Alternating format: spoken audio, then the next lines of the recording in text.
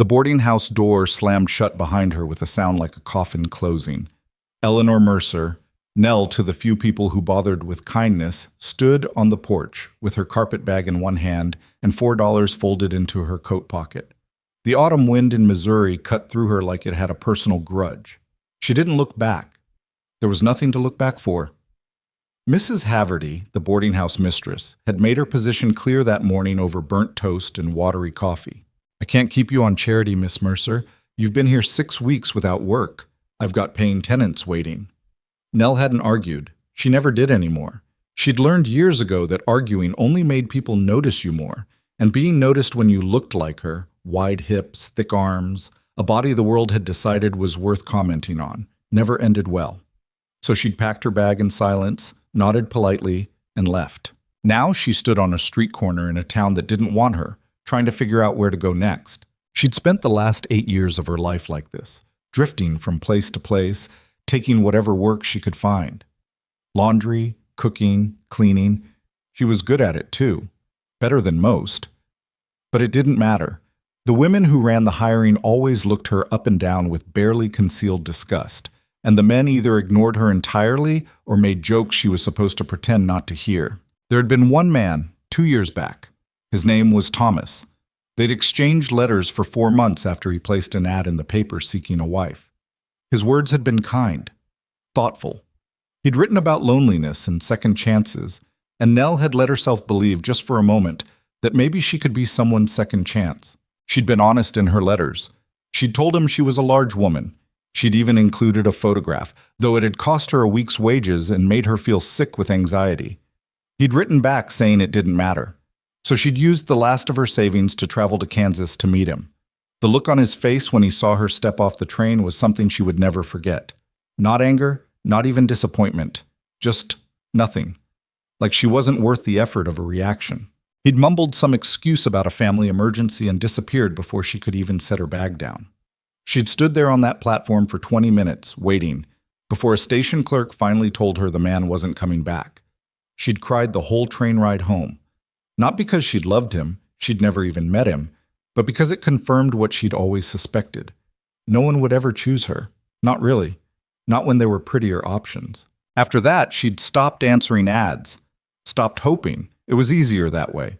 But now, standing on this cold street corner with nowhere to go, she realized that giving up on hope didn't actually make life any easier. It just made you colder. She pulled her coat tighter and started walking toward the edge of town. There was a church a few blocks down. Churches sometimes had bulletin boards. Notices for work. Maybe someone needed a housekeeper who didn't care what she looked like. The church was small, plain, and smelled like old hymnals. The bulletin board was covered in faded paper, farm auctions, prayer meetings, a plea for donations to fix the roof. And then, near the bottom, half covered by a notice about a quilting circle, she saw it. The paper was wrinkled and hastily pinned, like someone had done it in a hurry. The handwriting was rough, slanted, hard to read. Widowed rancher in Wyoming Territory seeks housekeeper and caretaker for 2 daughters. Immediate help needed. Write to Silas Boone, Black Creek Ridge. That was it. No details, no salary mentioned, no description of the work, just a desperate man and 2 children who needed someone. Nell stared at it for a long time. Wyoming. That was halfway across the country. It was wild out there. Dangerous, the kind of place people went when they were running from something or had nothing left to lose. She fit both categories. She pulled the notice down, folded it carefully, and slipped it into her pocket. Almutz. That night she wrote the letter. She sat in a rented corner of a boarding room that smelled like mildew and used the last of her ink to compose something she hoped sounded competent without being desperate. But halfway through, she stopped. She'd done this before.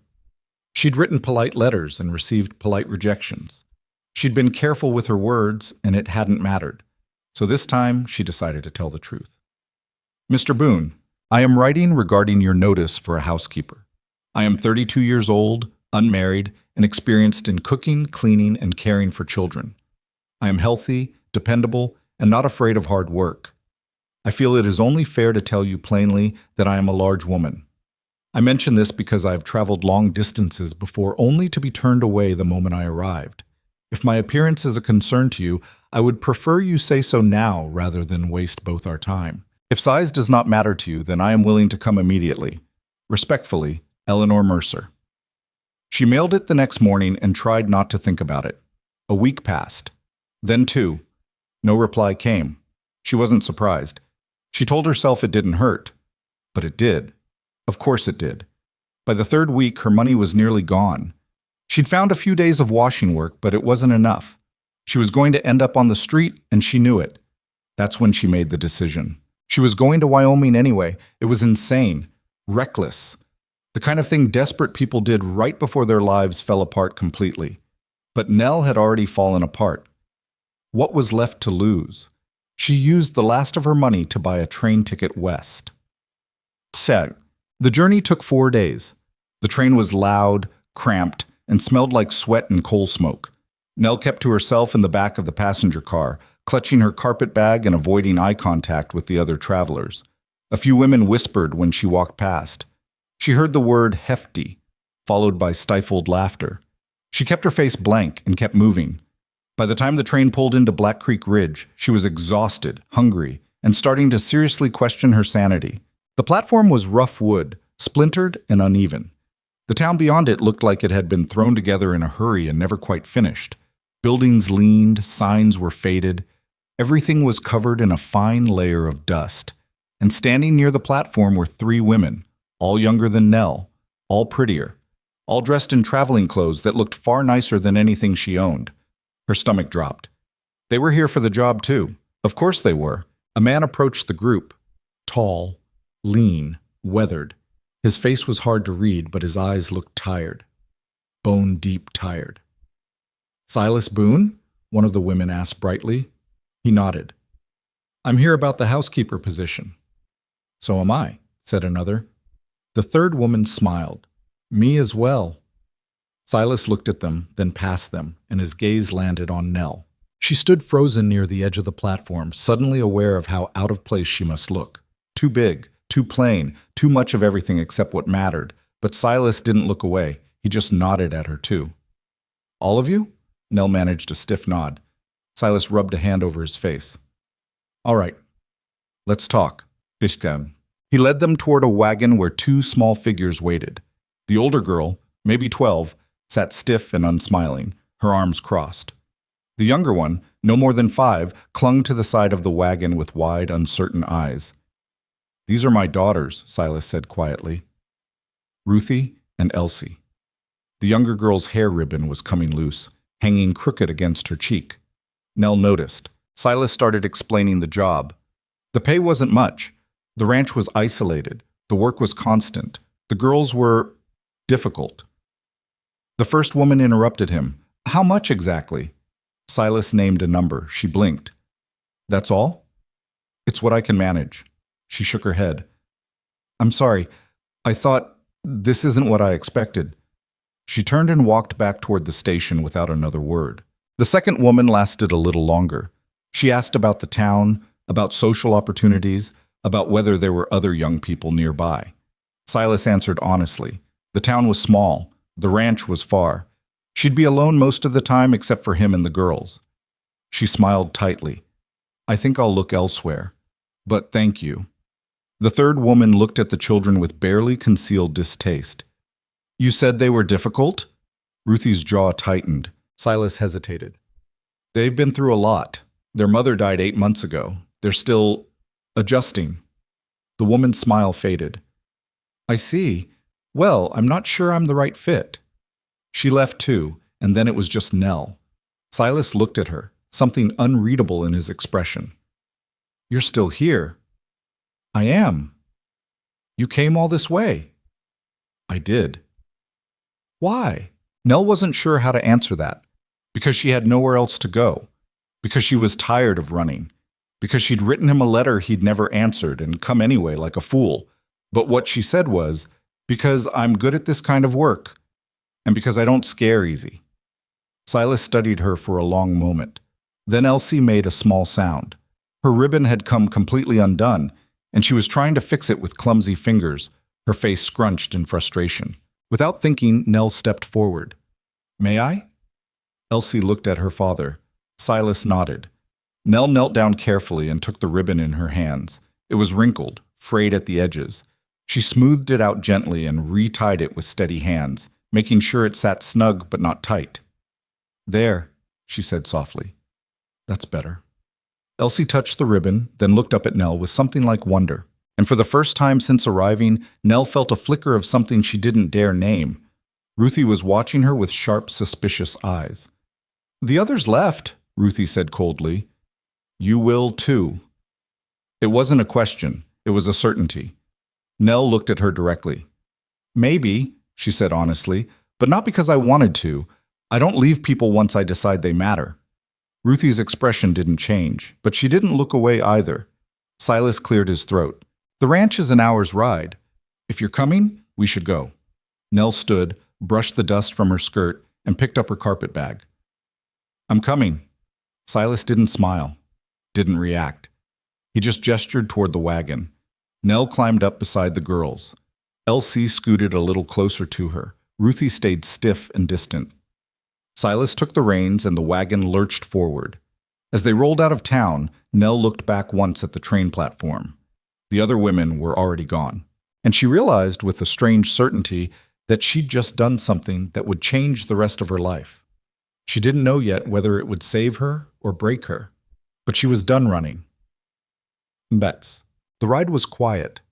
Silas didn't talk much. Ruthie stared out at the horizon like she was guarding it. Elsie kept glancing at Nell, then quickly looking away whenever Nell noticed. The land stretched out endlessly, flat, brown, dotted with scrub brush and the occasional cluster of trees. The sky was enormous, overwhelming. Nell had never seen so much space before. It made her feel small, not in the way people's cruelty made her feel small, in a way that was almost freeing. After a while, Silas spoke. "You wrote me a letter." Nell's heart skipped. "I did. Never got it." She blinked. "What?" "Mail doesn't always make it out here. Sometimes it just doesn't come." Relief and frustration tangled in her chest, so he hadn't ignored her. He'd never even seen it. "I told you in that letter that She hesitated.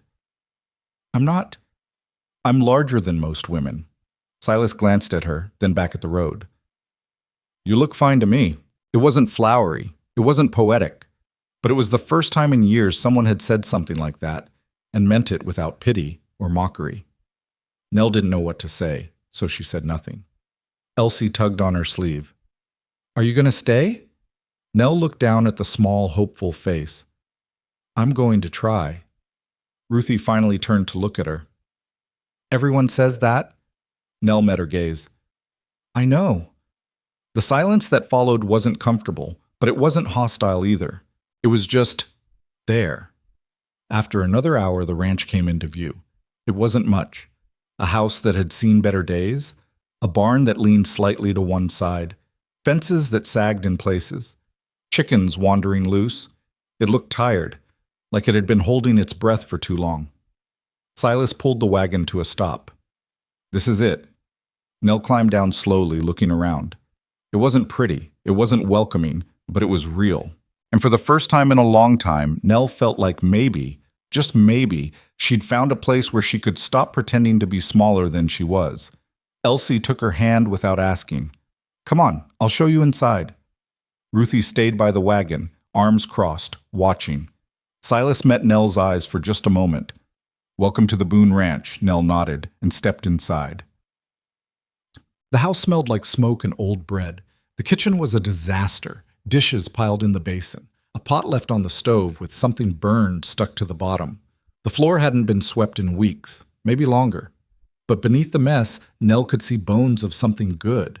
Solid walls, a sturdy table, a fireplace that just needed cleaning. Elsie chattered as she pulled Nell through the house, pointing out rooms and explaining things in the disjointed way children do. Ruthie followed at a distance, silent. Silas stood in the doorway, watching. "It's not much," he said quietly. Nell turned to look at him. "It's enough." She didn't know yet if that was true, but she was going to find out. Because Eleanor Mercer had walked away from everything she'd ever known. She'd crossed a country on nothing but hope and stubbornness. And she'd just arrived at a broken ranch with a broken family, who didn't know yet that she was exactly the kind of stubborn they needed, the kind that didn't leave, the kind that stayed, even when it was hard, especially when it was hard. Nell set her carpet bag down, rolled up her sleeves, and got to work. The first thing Nell did was open every window in the house. Silas looked at her like she'd lost her mind. "It's October," he said. "It'll be freezing in here by nightfall." "The house needs to breathe," Nell replied, already wrestling with a window that had been painted shut. "It smells like something died in here." "Something did," Ruthie muttered from the doorway. "Ma." The room went silent. Nell stopped mid-pull and turned slowly. Ruthie stood with her arms crossed, chin lifted in defiance, daring Nell to react the way other adults had, with pity or horror or that awful, suffocating kindness that made everything worse. Nell didn't do any of that. She just looked at Ruthie and said, "Then we owe it to her to let some fresh air in. A house shouldn't smell like dying. It should smell like living." Ruthie's face flickered with something, surprise maybe, or confusion, but she didn't argue. She just turned and walked away, her footsteps heavy on the wooden floor. Silas exhaled slowly. "She's been like that since—" "I know," Nell said quietly. She didn't need him to finish. She'd seen enough grief in her life to recognize it, especially the kind that turned sharp and ugly because soft things hurt too much. Elsie appeared at Nell's elbow, her ribbon already coming loose again. "Can I help?" Nell smiled. "You can tell me where your mama kept the cleaning rags." The little girl's face brightened, and she darted off toward a cupboard in the corner. Silas lingered in his doorway, watching Nell with an expression she couldn't quite read. Then he cleared his throat. "I've got to check the fences before dark. There's stew left from yesterday if you're hungry. It's probably not good." "I'll make something new," Nell said. He hesitated. "You don't have to, I know." Another silence. Then Silas nodded once and left. Nell stood alone in the kitchen for a moment, looking around at the wreckage of a life that had come apart at the seams. Then she rolled up her sleeves and got to work. 6. The stove was a nightmare. It took Nell the better part of an hour just to figure out how to get it lit properly. The damper was stuck, the grate was clogged with ash, and the chimney hadn't been cleaned in months. Smoke backed up into the kitchen twice before she finally got it drawing right. Elsie sat at the table the whole time, watching with solemn eyes. "Papa couldn't fix it," she said. "Nobody could." "Well," Nell said, wiping soot from her hands, "I'm not nobody." The little girl giggled, a sound so unexpected and bright that it startled them both. Ruthie appeared in the doorway, scowling. "What's so funny?" "Miss Nell fixed the stove," Elsie said proudly. Ruthie looked at the stove, then at Nell, then back at the stove. Her expression didn't change, but something in her posture shifted slightly. "We'll see if it stays fixed," she said, and disappeared again. Nell let out a breath she didn't know she'd been holding. One step forward, half a step back. That was how this was going to go. She started pulling ingredients from the pantry. The supplies were sparse: flour, beans, a few wrinkled potatoes, some salt pork that had seen better days. Not much, but enough. She'd worked with less. By the time the sun started sinking low, the kitchen smelled like something other than smoke and failure. The stew bubbled quietly on the stove, thick with beans and chunks of potato and just enough salt pork to give it flavor. Nell wiped down the table and set out bowls. When Silas came in from the barn, he stopped in the doorway and just stared. "You cleaned." "I did. The stove's working." "It is." He looked at her like she'd performed some kind of miracle. Nell shrugged. "The damper was stuck, and you needed to clean the chimney." Silas crossed to the stove and peered into the pot. His face did something complicated. "This smells like—" He stopped. "Like what?" Nell asked carefully. He shook his head. "Nothing. It's nothing." But Nell knew. It smelled like someone cared.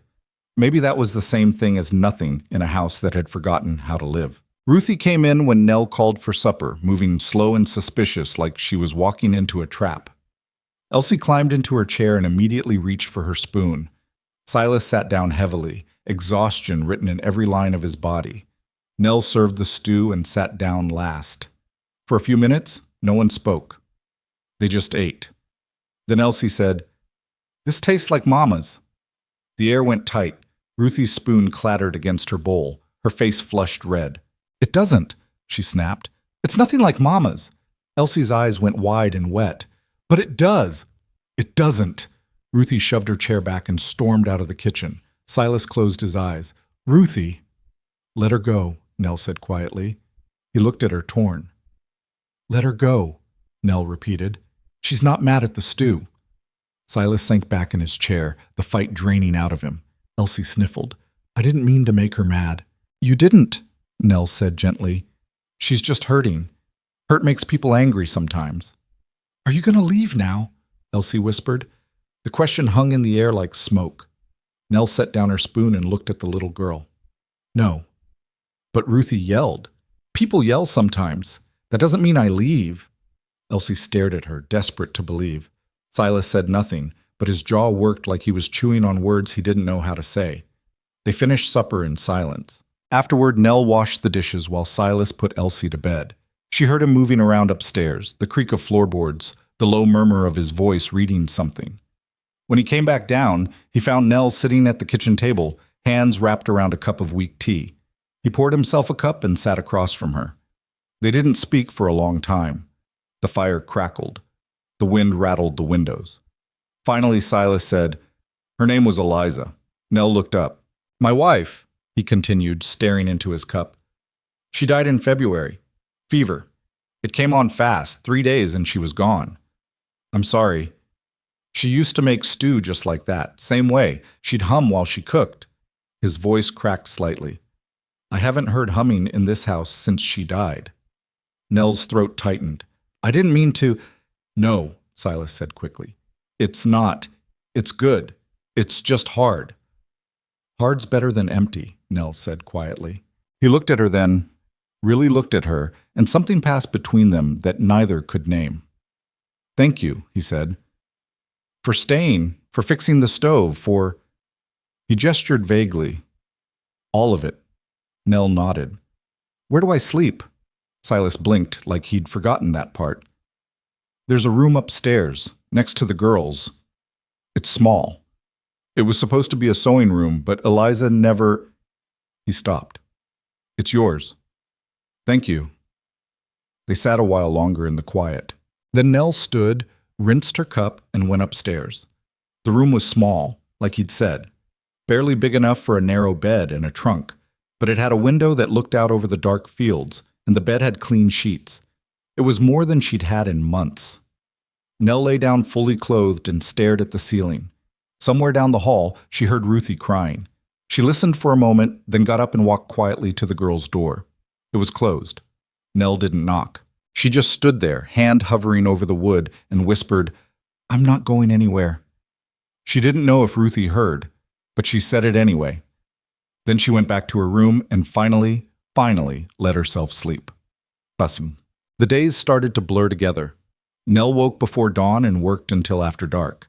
There was always something that needed doing. Chickens to feed, floors to scrub, bread to bake, fences to patch, laundry to boil. Silas worked himself half to death trying to keep the ranch running. He was up before the sun and didn't come in until long after it set. His hands were covered in cuts and calluses. His face was gaunt. He was drowning, and he didn't know how to stop. Nell saw it, so she started taking things off his plate. She fixed the gate on the chicken coop that hadn't latched right in weeks. She cleared the debris from the rain gutter before it caused leaks. She taught herself how to milk the cow when Silas mentioned he'd been meaning to sell her because he didn't have time. You don't have to do that, Silas said, when he saw her hauling a bucket of fresh milk into the house. I know, Nell replied. He stared at her like he didn't understand. And maybe he didn't. Maybe no one had ever just done things for him without expecting something in return. Elsie trailed after Nell everywhere she went, chattering constantly, asking 1,000 questions, helping in the way small children help, mostly by being underfoot, but occasionally by fetching something useful. Nell didn't mind. The girl was starving for attention, for warmth, for someone who didn't look at her with exhaustion. Ruthie, on the other hand, kept her distance. She watched, always watching. Every time Nell cooked, Ruthie would appear in the doorway and hover there, silent, her eyes tracking every move. Nell never called attention to it. She just kept working. One afternoon, Nell was kneading bread when Ruthie finally spoke. You're doing it wrong. Nell paused. Am I? Mama used to fold it different. Show me. Ruthie hesitated, suspicion flickering across her face. I mean it, Nell said. If there's a better way, I'd like to know. Slowly, Ruthie stepped forward. She took the dough and demonstrated the folding technique, her hands quick and practiced. Like this, she muttered. That makes sense, Nell said, watching carefully. Thank you. Ruthie's hands stilled. She looked up at Nell, searching for mockery or condescension. She found neither. You're welcome, Ruthie said quietly and left the kitchen. It wasn't much, but it was something. What a someday. 2 weeks in, the first real cold snap hit. The temperature dropped overnight, and by morning, frost covered everything. The chickens huddled together in the coop. The water in the basin had a skim of ice on it. Nell woke to the sound of Elsie coughing. She was up in an instant, crossing the hall to the girls' room. Elsie was curled under her blanket, shivering and coughing in wet, rattling gasps. Ruthie sat on the edge of her bed, wide-eyed with fear. She was fine yesterday, Ruthie said, her voice shaking. She was fine. Nell pressed a hand to Elsie's forehead. The child was burning up. Get your father, Nell said calmly. Ruthie didn't move. Ruthie, now. The girl bolted. Nell pulled Elsie into her arms, wrapping her in the blanket, and carried her downstairs near the fire. The little girl was limp, barely conscious, her breath coming in shallow wheezes. Silas appeared in the doorway, still pulling on his shirt, Ruthie right behind him. What happened? She's got fever, Nell said, already moving. I need clean rags, cool water, and whiskey if you've got it. Whiskey? For her chest, the cough's in her lungs. Silas paled. Eliza had a cough. Nell looked at him sharply. This isn't the same. Go. He went. Ruthie stood frozen, her face white. Is she gonna die? Nell met her eyes. Not if I can help it. For the next 3 days, Nell barely slept. She kept Elsie by the fire, sponging her down when the fever spiked, forcing her to drink water and broth, rubbing whiskey-soaked rags on her small chest to loosen the congestion. Ruthie refused to leave. She sat in the corner, knees pulled to her chest, watching every move Nell made. Silas hovered, helpless, his fear a living thing in the room. On the 3rd night, Elsie's fever finally broke. She opened her eyes, blinked slowly, and whispered, I'm hungry. Nell laughed, a sound somewhere between relief and exhaustion. Then let's get you fed. Silas put his face in his hands and didn't speak. Ruthie started crying. Nell made thin porridge and fed it to Elsie 1 spoonful at a time while the little girl dozed in her lap. When Elsie finally fell into a real sleep, not the feverish, restless kind, Nell carried her back upstairs and tucked her in. Ruthie followed.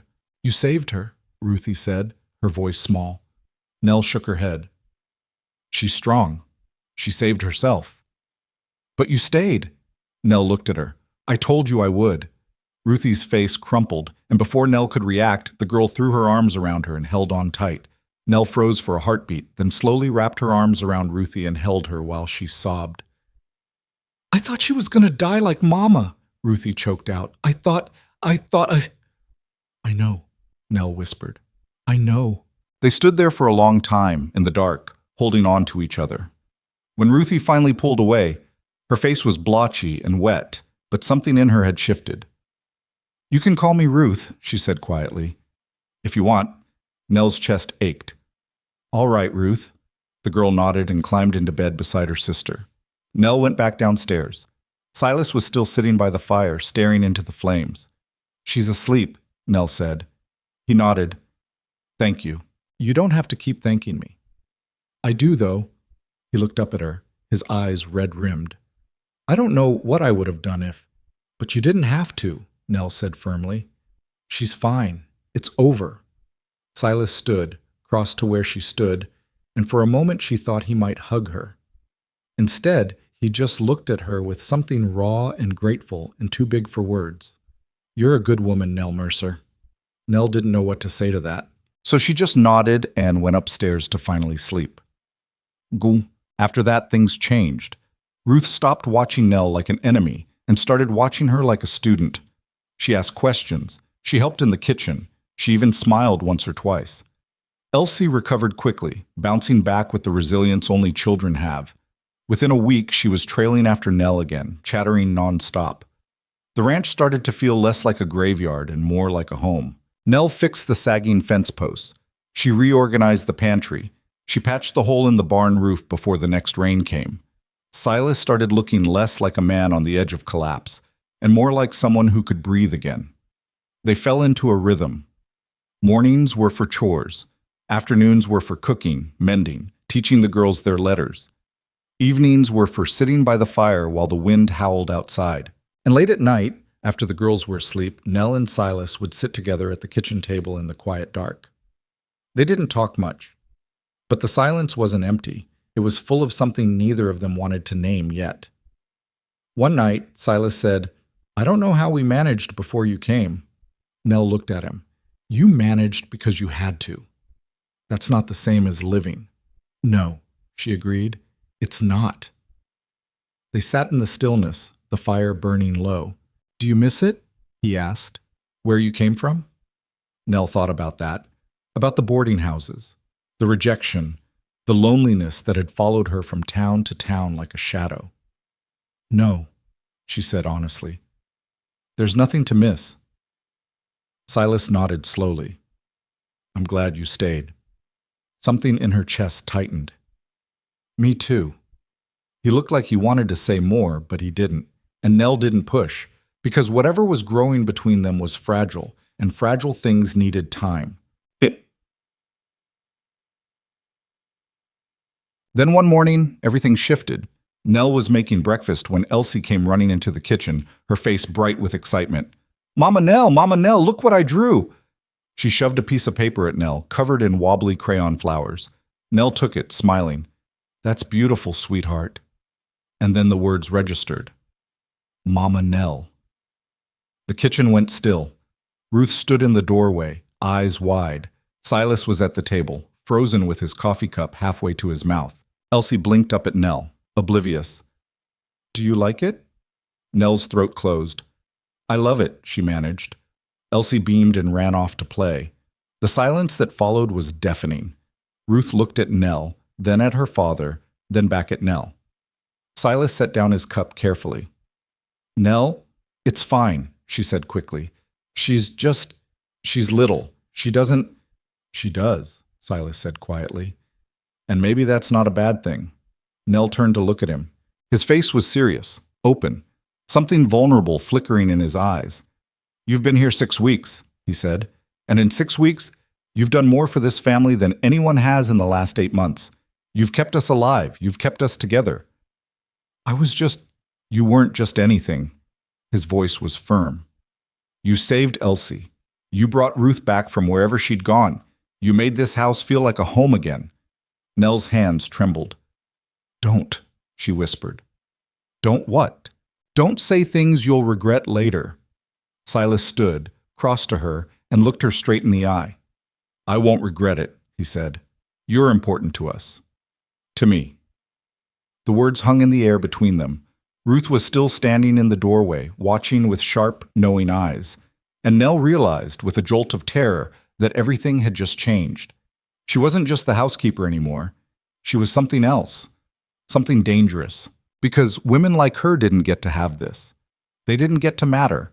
And when people found out, when the town found out, there would be consequences.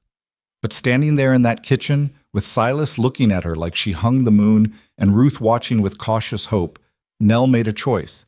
She wasn't going to run. Not yet. Not when there was still something worth staying for. The first whisper started at the general store 3 days later. Nell had gone into town with Ruth to buy flour and sugar.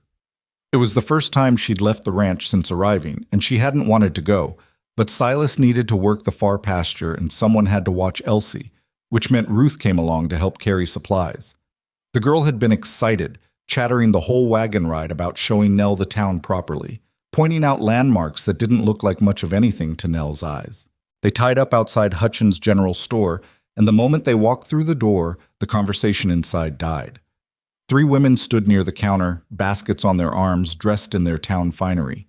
They turned as one to stare. Nell recognized the look immediately. She'd seen it her whole life. the assessment, the judgment, the barely concealed disgust. She lifted her chin and walked to the counter. Mr. Hutchins, a balding man with wire-rimmed spectacles, greeted her with professional politeness that didn't quite reach his eyes. "Miss Mercer, what can I get you?" 10 pounds of flour, 5 of sugar, and whatever salt you can spare." He nodded and began measuring out the goods. Behind her, the women resumed talking, not quietly.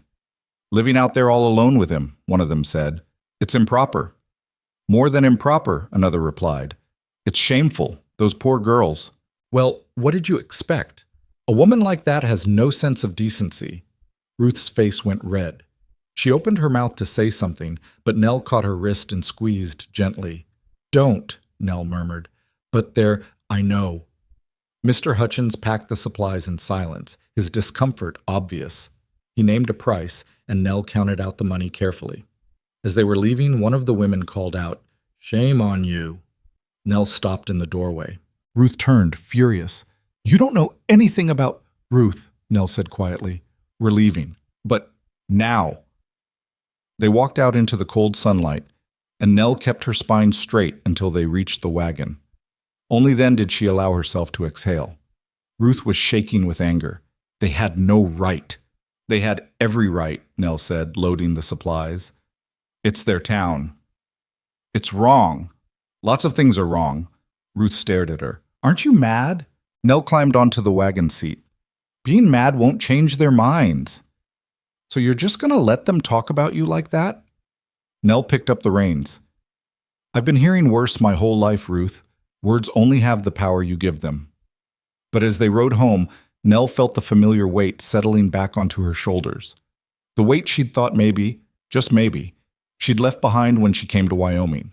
She'd been stupid to think geography could change what she was. Too big, too plain, too much. The kind of woman people talked about. When they got back to the ranch, Silas was waiting by the barn.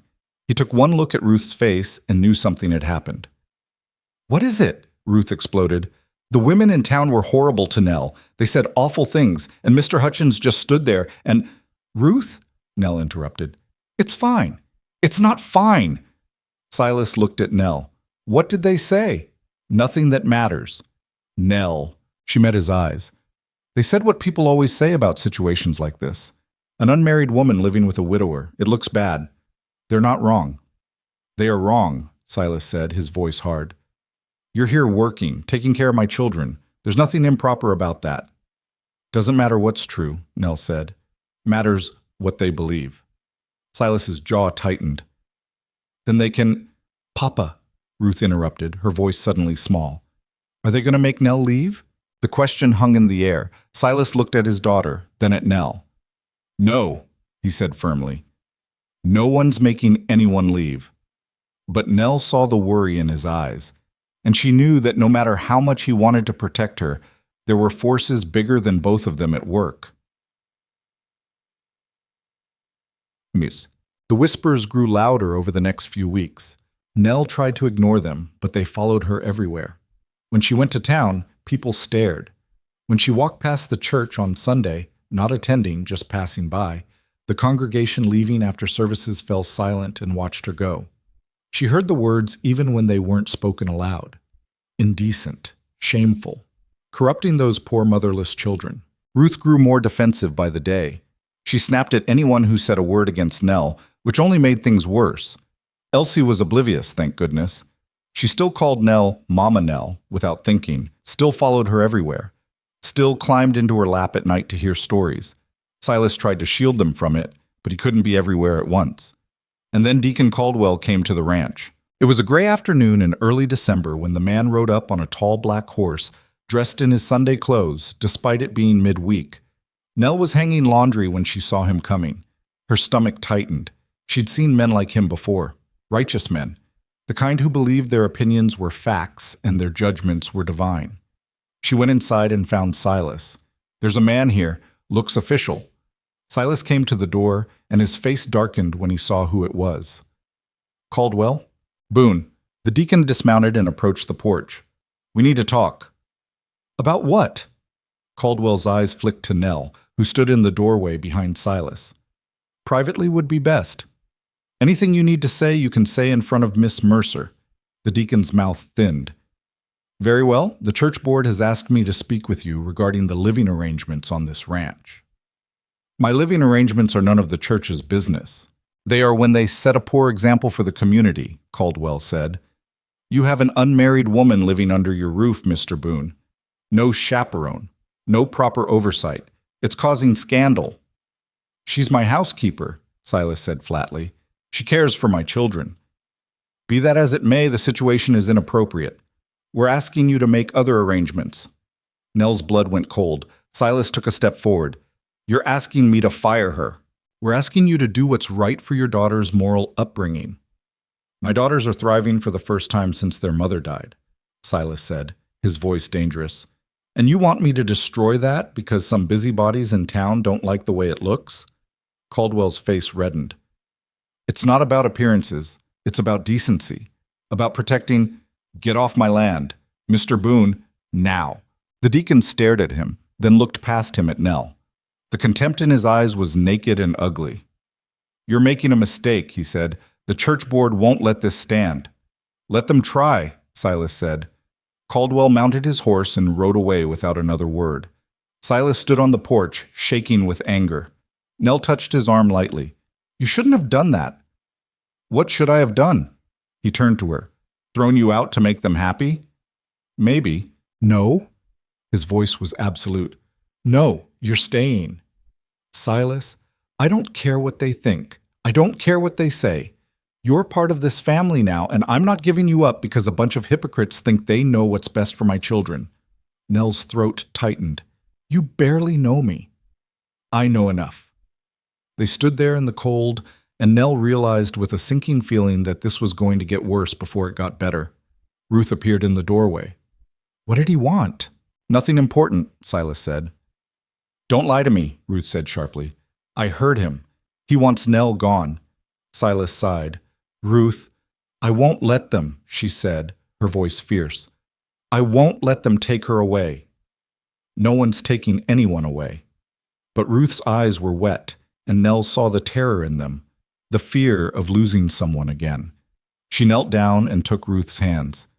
Listen to me, she said. Whatever happens, it's not your fault. You understand? None of this is your fault. Promise you won't leave. Nell wanted to promise, wanted to say nothing could make her go, but she'd learned a long time ago not to make promises she couldn't keep. I promise I'll fight to stay, she said instead. It wasn't enough for Ruth, but it was the truth, and truth was all Nell had left to give. Fact. The church board called a meeting 2 weeks later. Silas received a formal summons, a letter delivered by a stone-faced clerk who handed it over without a word, and left. The letter stated that a public hearing would be held regarding the moral circumstances at the Boone Ranch, and that all interested parties were invited to attend and speak. Nell read it over Silas's shoulder and felt her stomach drop. They're putting you on trial, she said quietly. They're putting us on trial, Silas corrected. No. They're putting me on trial. You and the girls are just collateral. He turned to look at her. You want to leave? It wasn't a question. Nell hesitated. I don't want to cause you more trouble. That's not what I asked. No, she admitted. I don't want to leave. Then don't. Silas, if the church board decides, I don't care what they decide.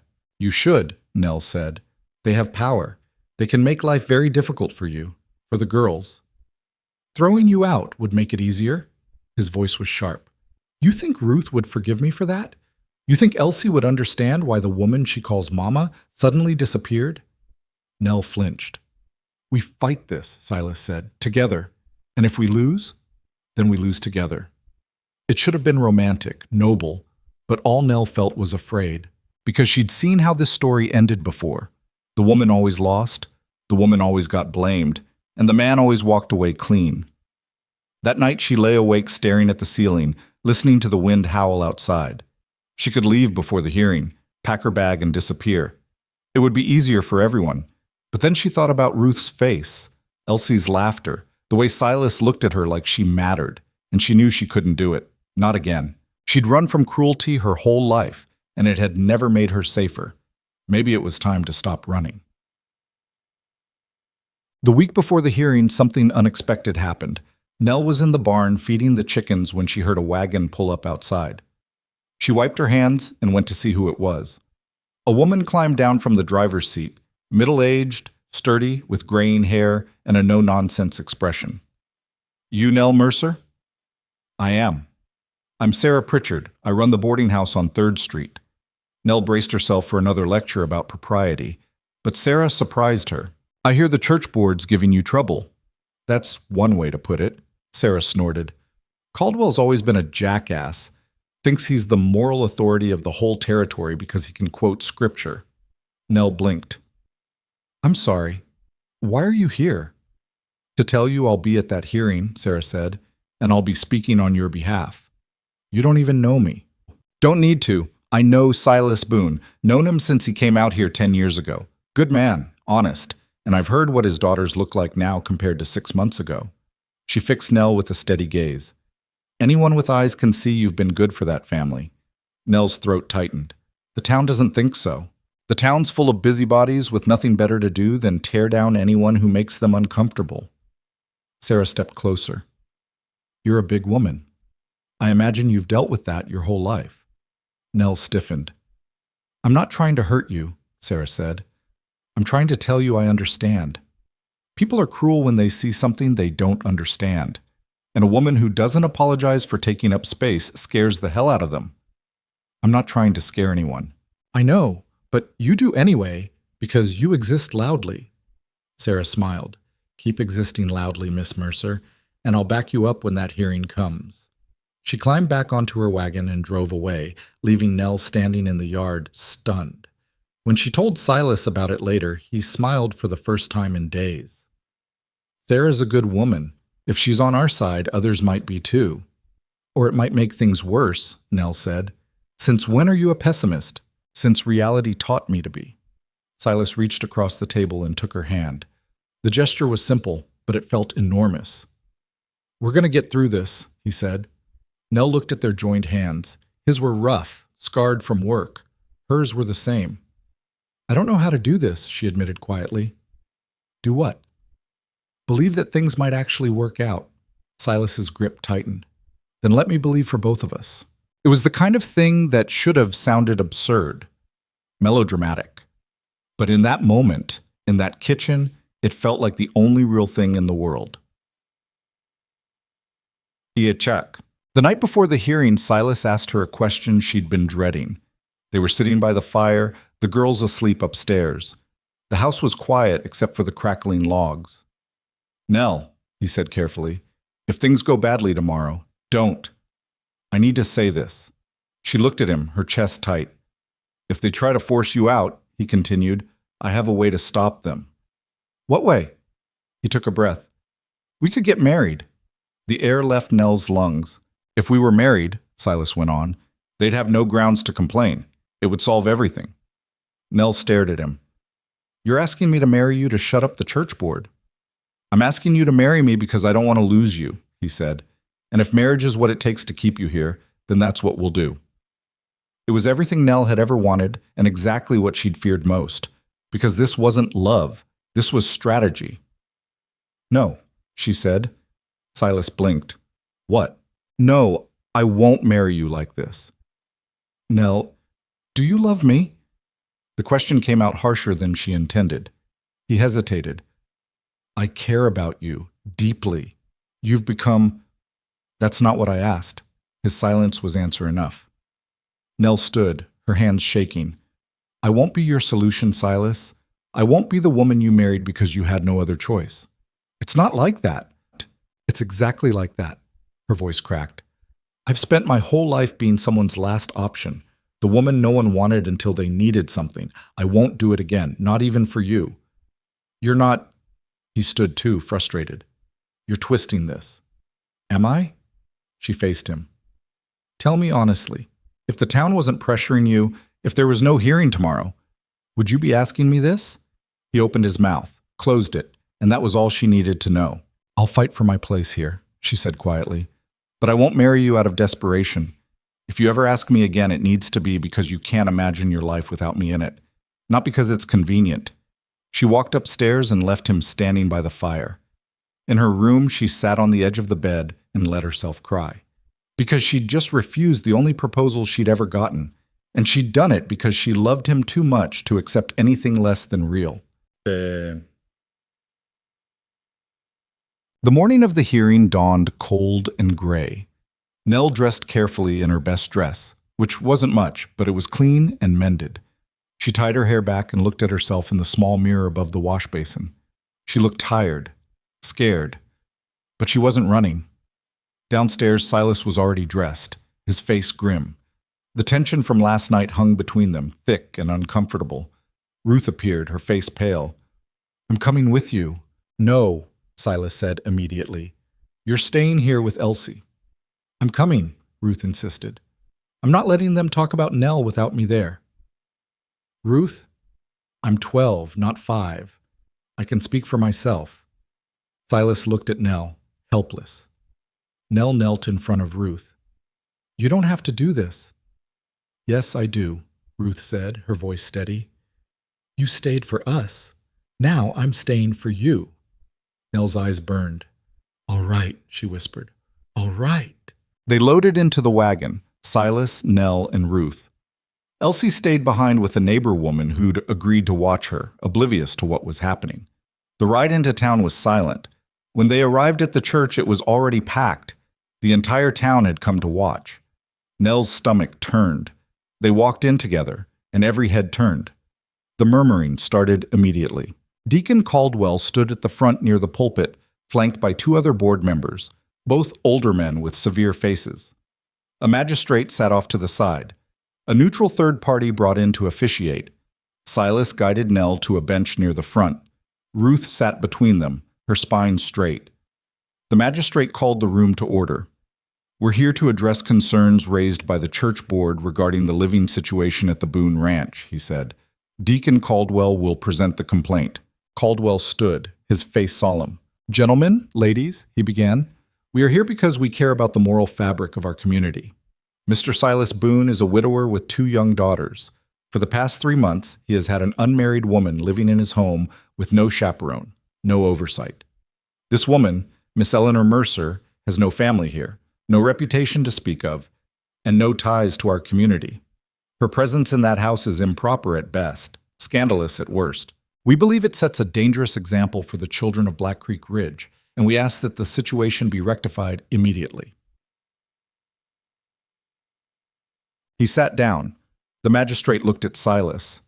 "Mr. Boone, you have the right to respond." Silas stood, his hands clenched at his sides. "Miss Mercer came to work for me as a housekeeper and caretaker for my daughters," he said. "She has done that job better than anyone I could have hoped for. My children are healthier, happier, and safer because of her. There's nothing improper happening in my house. Anyone who suggests otherwise is spreading lies." Murmurs rippled through the crowd. The magistrate nodded. "Does anyone else wish to speak?" Sarah Pritchard stood from the back. "I do." She walked to the front, and Nell's heart pounded. "I've lived in this town for 20 years, Sarah said, and I've seen plenty of situations that were actually improper. This isn't one of them. I've watched the Boone girls. They're thriving. And maybe that makes some of you uncomfortable because Miss Mercer doesn't look the way you think a woman should look.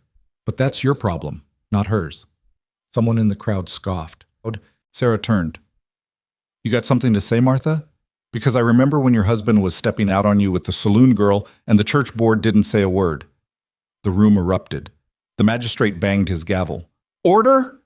Another man stood, a rancher Nell vaguely recognized. "I'll speak."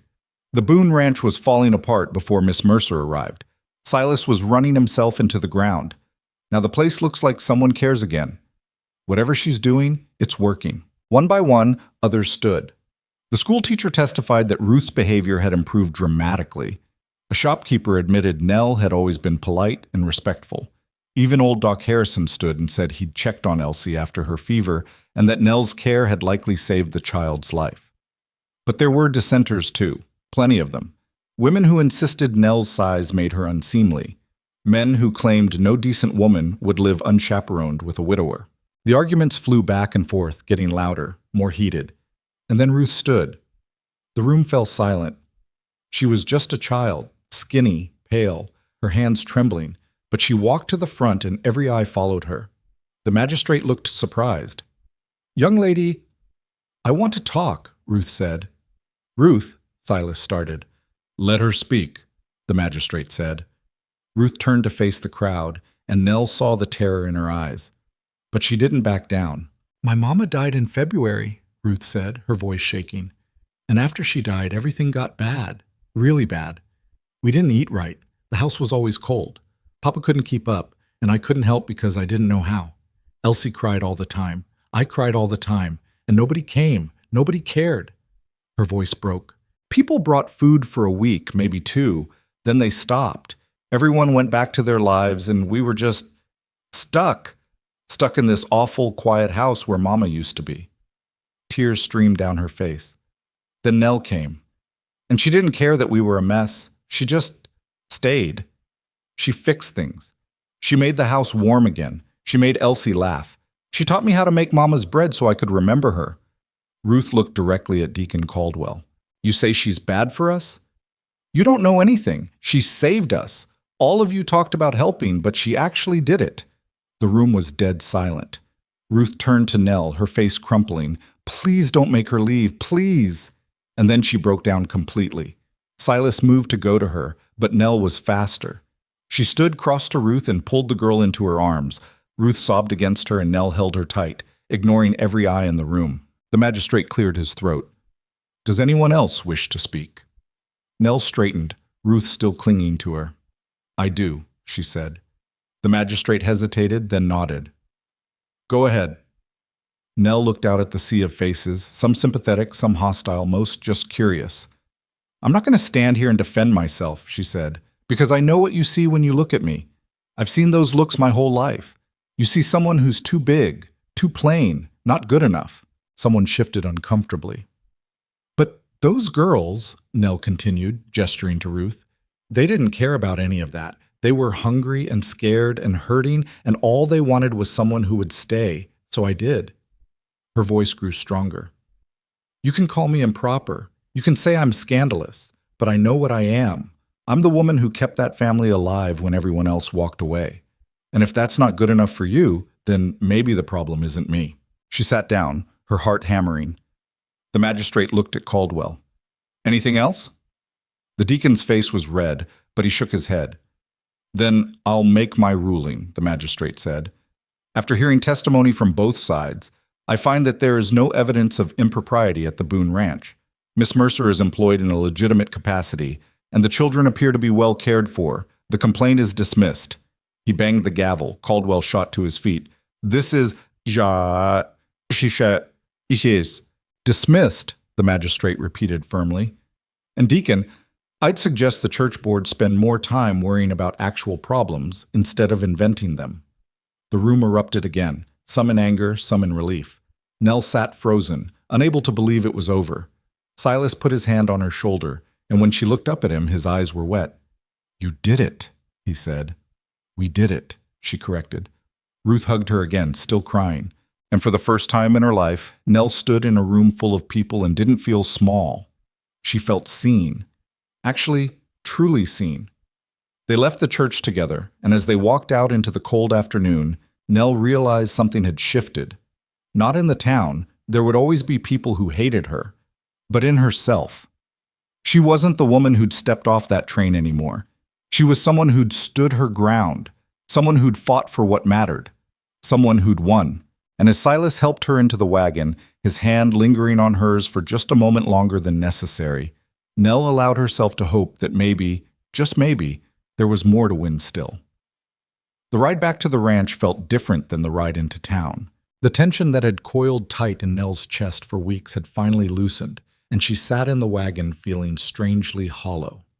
Not empty, just lighter, like she'd been carrying something heavy for so long she'd forgotten what it felt like to set it down. Ruth sat pressed against her side, still sniffling occasionally. The girl hadn't let go of Nell's hand since they left the church. Silas drove in silence, but his jaw was no longer clenched, and his shoulders had dropped from their rigid line. When they pulled up to the house, Elsie came running out, followed by Mrs. Patterson, the neighbor who'd been watching her. "Did they make Nell leave?" Elsie shouted, her face panicked. No, sweetheart, Nell said, climbing down carefully. I'm staying. Elsie threw herself at Nell with such force she nearly knocked her over. Nell caught her and held on, closing her eyes against the sudden burn of tears. Mrs. Patterson approached, wiping her hands on her apron. She was a woman in her 50s, weathered and practical, who'd never said much to Nell before. I heard what happened, she said. Ruth standing up like that took courage. Ruth ducked her head, embarrassed. Mrs. Patterson looked at Nell. I also heard what you said, about the girls not caring what you looked like.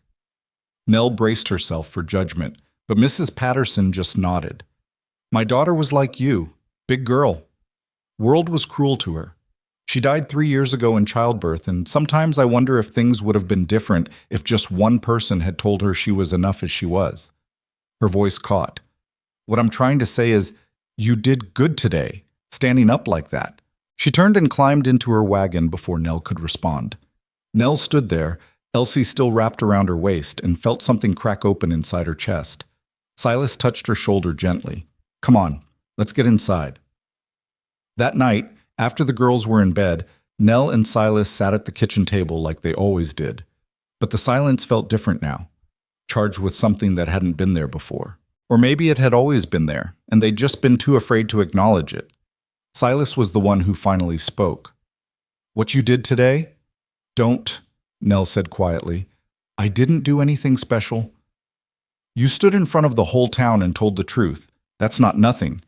Nell looked down at her hands. They were rough, calloused, the hands of a woman who worked. She'd always hated them. Now she just felt tired of hating things about herself. I meant what I said last night, she said, about not marrying you just to solve a problem. I know. But I also... She hesitated. I need you to understand something. I've spent my whole life believing I wasn't worth choosing, that I was too much of everything wrong and not enough of anything right. And I can't marry someone who might wake up one day and realize they settled. Silas reached across the table and took her hand. The gesture was simple, but it made her breath catch. Nell, he said, I'm not good with words. Never have been. But I need you to hear this. He paused, gathering himself. When Eliza died, I thought I died with her. I was just going through motions, trying to keep the girls alive, trying to keep the ranch from falling apart. I wasn't living. I was just existing. Nell's throat tightened. Then you showed up, he continued, and you didn't try to replace her. You didn't try to make everything okay. You saw what needed doing and you did it. You made this house feel like a home again. Not the same home it was before, but a new one. One where we could all breathe. He squeezed her hand. I asked you to marry me last night because I was scared of losing you. That part's true, but it's not the whole truth. His voice dropped. I want you to stay because I can't imagine my life without you in it anymore. Not because you're useful, because you're you. Nell's eyes burned. I'm not asking you to marry me tonight, Silas said. I'm just asking you to believe that when I do ask again, and I will, it'll be because I chose you. Not because I had to, because I wanted to. Nell looked at him, really looked at him. At the lines around his eyes, the gray threading through his hair, the exhaustion that never quite left his face. He wasn't perfect. He was damaged and grieving and trying his best, just like her. Okay, she whispered. Okay? I believe you. Something in Silas's face softened. He brought her hand to his lips and kissed her knuckles, a gesture so tender it made her want to cry. They sat like that for a long moment, hands linked across the table, the fire crackling beside them. And for the first time in her life, Nell let herself believe that maybe she was exactly where she was supposed to be. Winter deepened over the next few weeks, and life at the ranch settled into a new rhythm. The hearing had shifted something in the town's attitude. Not everyone accepted Nell. There were still women who crossed the street to avoid her, still men who muttered under their breath, but the open hostility had lessened. She was no longer a scandal waiting to happen. She was just there, the Widow Boone's housekeeper, the woman who'd stood up to Deacon Caldwell and won. Sarah Pritchard started nodding to her on the street. Doc Harrison tipped his hat. Even Mr. Hutchins at the general store greeted her with something approaching warmth. Small victories. Ruth bloomed in the aftermath. She smiled more, laughed more, started helping Nell with more complex tasks around the house. She talked about her mother sometimes now, not with the raw, bleeding grief from before, but with a kind of bittersweet fondness. One evening, while they were making bread together, Ruth said, "Do you think Mama would have liked you?" Nell's hand stilled in the dough. "I don't know." "I think she would have," Ruth said thoughtfully. "She used to say the best people were the ones who didn't quit when things got hard. You never quit." Nell's eyes stung. "Your mama sounds like she was wise." "She was." Ruth shaped her dough into a careful round. "But you're wise too, just different." It was the highest compliment Ruth had ever given her, and Nell tucked it away in her heart like a treasure. Elsie continued to call her Mama Nell without hesitation now. Silas had stopped correcting her, and Nell had stopped flinching when she heard it. The child followed Nell everywhere, chattering constantly, asking a million questions about everything under the sun. She wanted to help with every task, even the ones she was too small for, and Nell found herself growing fiercely protective of the little girl's joy. One afternoon, Elsie came running into the kitchen, her face alight with excitement. Mama Nell, look what I found!" She held out a small, bedraggled bird's nest that had fallen from somewhere. Nell took it carefully. "That's a fine nest. Can we keep it?" "It doesn't have any eggs in it, sweetheart. The bird that made it doesn't need it anymore." Elsie's face fell. "Oh." "But," Nell said, "we could put it on the shelf in your room, as a reminder that even when things fall down, they can still be beautiful." Elsie's smile returned, brilliant and gap-toothed. Later, Silas found Nell standing in the doorway of the girls' room, watching Elsie arrange the nest carefully on her shelf next to a collection of pretty rocks and ribbon scraps. "You're good with them," he said quietly. "They're easy to be good with." "They weren't, before you came." Nell turned to look at him. He was leaning against the doorframe, arms crossed, watching her with an expression that made her pulse quicken. "What?" she said. "Nothing. Just looking." "At what?" "At you." He said it simply, like it was obvious. "You're nice to look at." Nell's face heated. "Silas Boone, are you trying to flatter me?" "Is it working?" Despite herself, she smiled. "Maybe." He grinned, a rare, genuine grin that transformed his whole face, and Nell felt something warm unfurl in her chest. This was what she'd been missing her whole life, not grand gestures or flowery words, just someone who saw her and liked what they saw. Christmas came quietly. They didn't have much money for presents, but Nell sewed new dresses for the girls from fabric she'd saved up for. They were simple, practical, but Ruth's eyes lit up when she saw the careful stitching, and Elsie twirled in hers until she got dizzy. Silas carved small wooden animals for each of them. A horse for Ruth, a bird for Elsie, and shyly, a fox for Nell. "Why a fox?" she asked. "Because you're clever," he said, "and you survived when you shouldn't have." She ran her thumb over the smooth wood, throat tight. They made a small feast from what they had: roasted chicken, potatoes, fresh bread, apple preserves.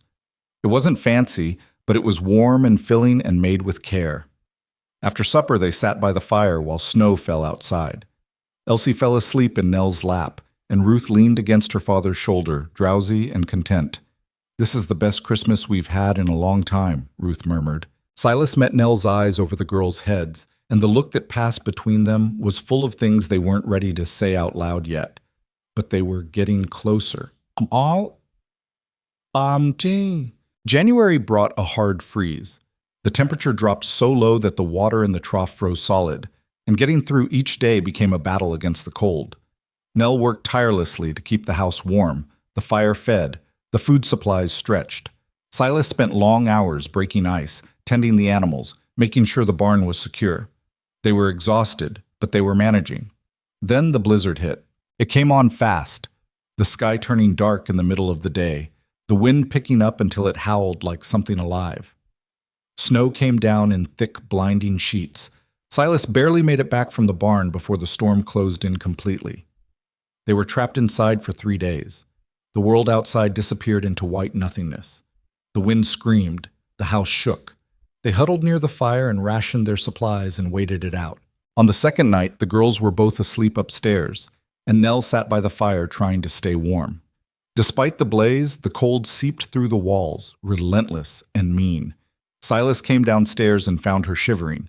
Without a word, he sat beside her and pulled a blanket over both their shoulders. "You're freezing," he said. "I'm fine." Liar. She looked at him, and he was so close she could see the flecks of gold in his eyes, the silver in his beard, the way his breath misted in the cold air. "Come here," he said quietly. He pulled her against his side, and she went, too cold to care about propriety or what it might mean. His body was warm, solid. She tucked herself against him and closed her eyes.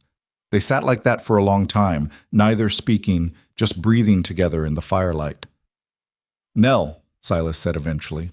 "When spring comes, don't." "Why not?" "Because it's too soon," she said. "And because I don't want to ruin this." "Ruin what?" "This." She gestured vaguely at the space around them. "The way things are right now. Good. Simple. Things can be good and complicated. Not in my experience." He was quiet for a moment. Then he said, "What if I told you I'm falling in love with you?" Nell's breath caught. "Don't say that." "Why not?" "Because," her voice broke. "Because, what if you change your mind?" "I won't." "You don't know that." "I do, though." He turned her face toward him gently. "Nell, look at me." She did, reluctantly. "I've been alone with my grief for almost a year," he said. "And in 3 months, you've made me remember what it feels like to be alive. You've given my daughters their lives back. You've given me my life back."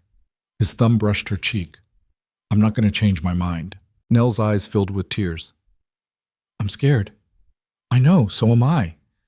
"Then why?" "Because being scared and alone is worse than being scared together." She let out a sound that was half laugh, half sob. And then, before she could overthink it, she leaned forward and kissed him. It was awkward at first. She didn't have practice at this, didn't know what she was doing. But Silas steadied her, his hand cupping her face, and suddenly it didn't matter that neither of them was any good at it. What mattered was the warmth, the tenderness, the way he held her like she was something precious. When they finally pulled apart, both breathing hard, Silas rested his forehead against hers. "I love you," he said. Nell closed her eyes. "I love you too." The words felt impossible, terrifying, but they were true. They sat wrapped in each other until the fire burned low and the cold drove them upstairs to their separate rooms. But something had changed, something irrevocable and necessary. And Nell knew, lying alone in her narrow bed, that there was no going back now. Kibbutz. When the storm finally broke on the 4th day, the world was buried under 3 feet of snow.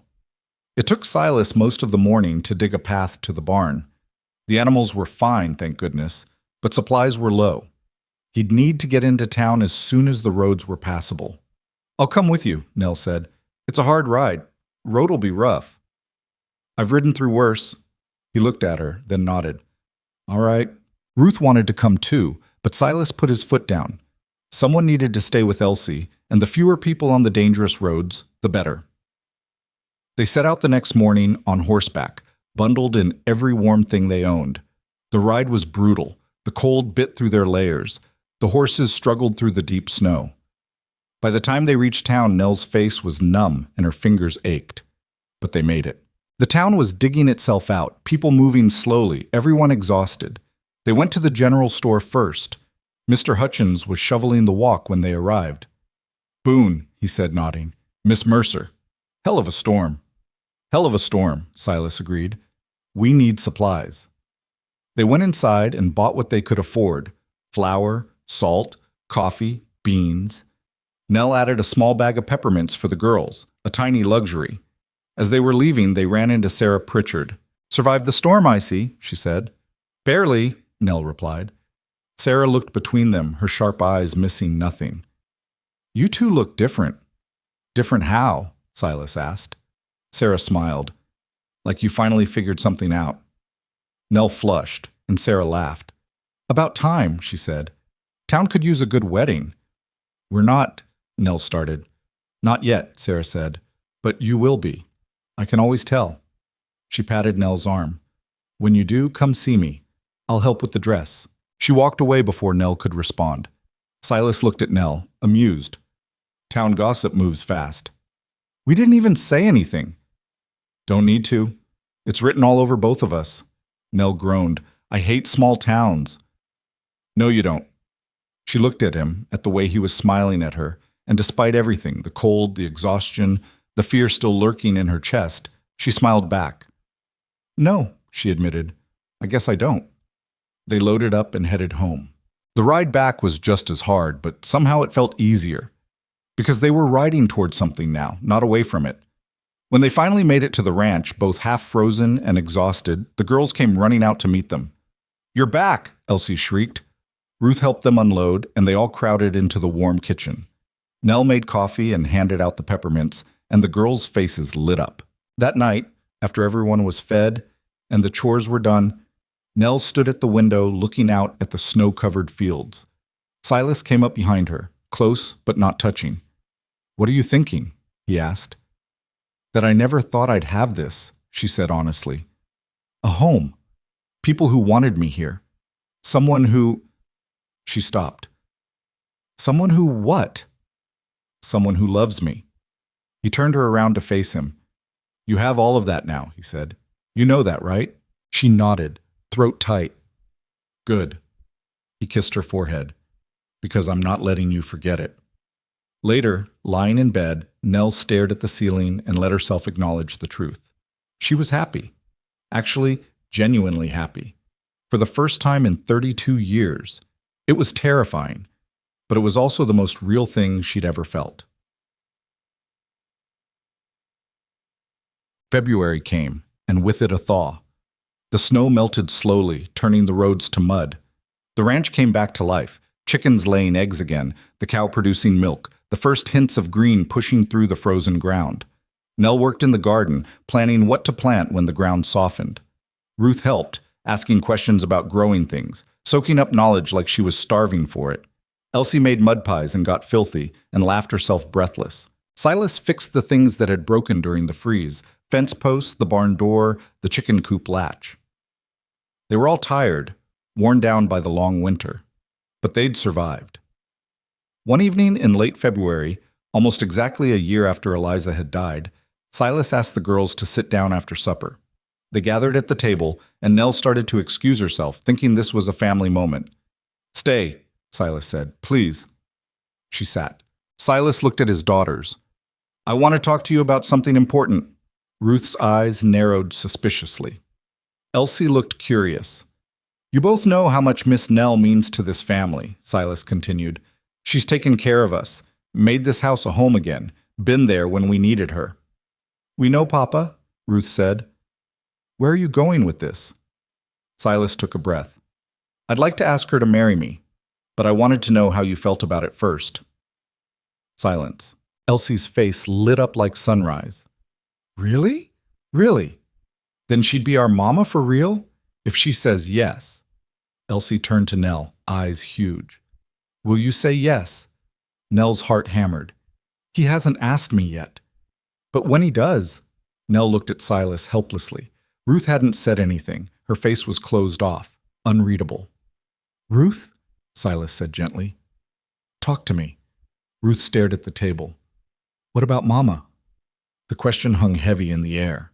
Silas reached across and took her hand. Your mama will always be your mama. Nothing changes that. But she's gone, baby. And Nell's here. And I think... His voice cracked. I think your mama would want us to be happy again. Ruth's eyes filled with tears. I miss her.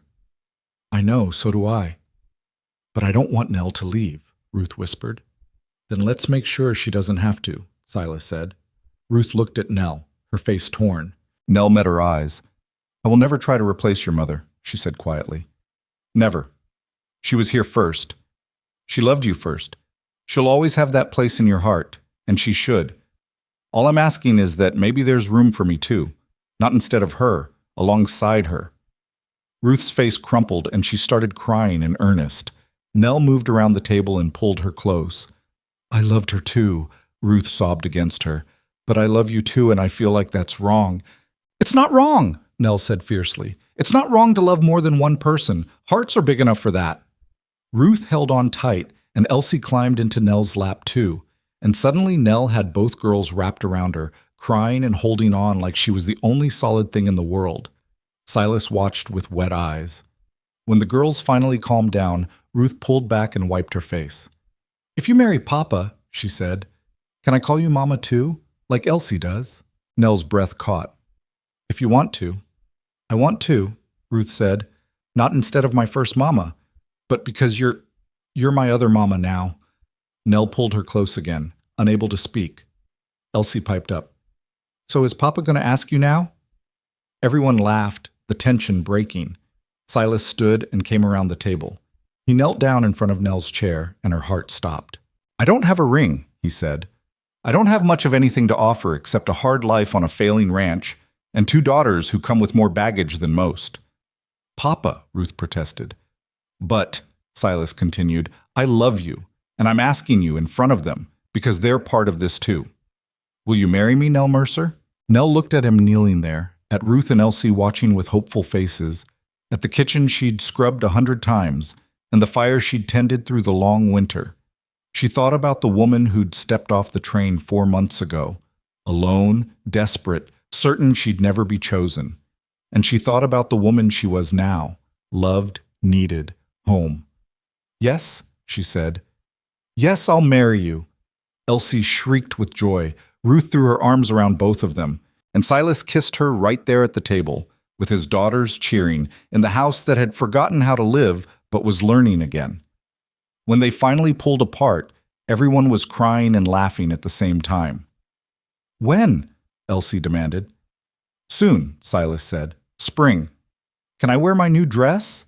"You can wear whatever you want." They talked late into the night about plans and details and all the small things that make a wedding real. And when Nell finally went to bed, she lay in the dark and let herself feel the fullness of it. She was engaged. She was going to be a wife, a mother, part of a family. All the things she'd given up hoping for. Outside, the last of winter's snow was melting away, and inside, something new was beginning to grow. Spring came slowly to Wyoming, like it wasn't quite sure it was welcome yet. The snow retreated inch by stubborn inch, leaving behind mud and brown grass and the skeletal remains of last year's garden.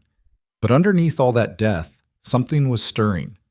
Green shoots pushed through the cold ground.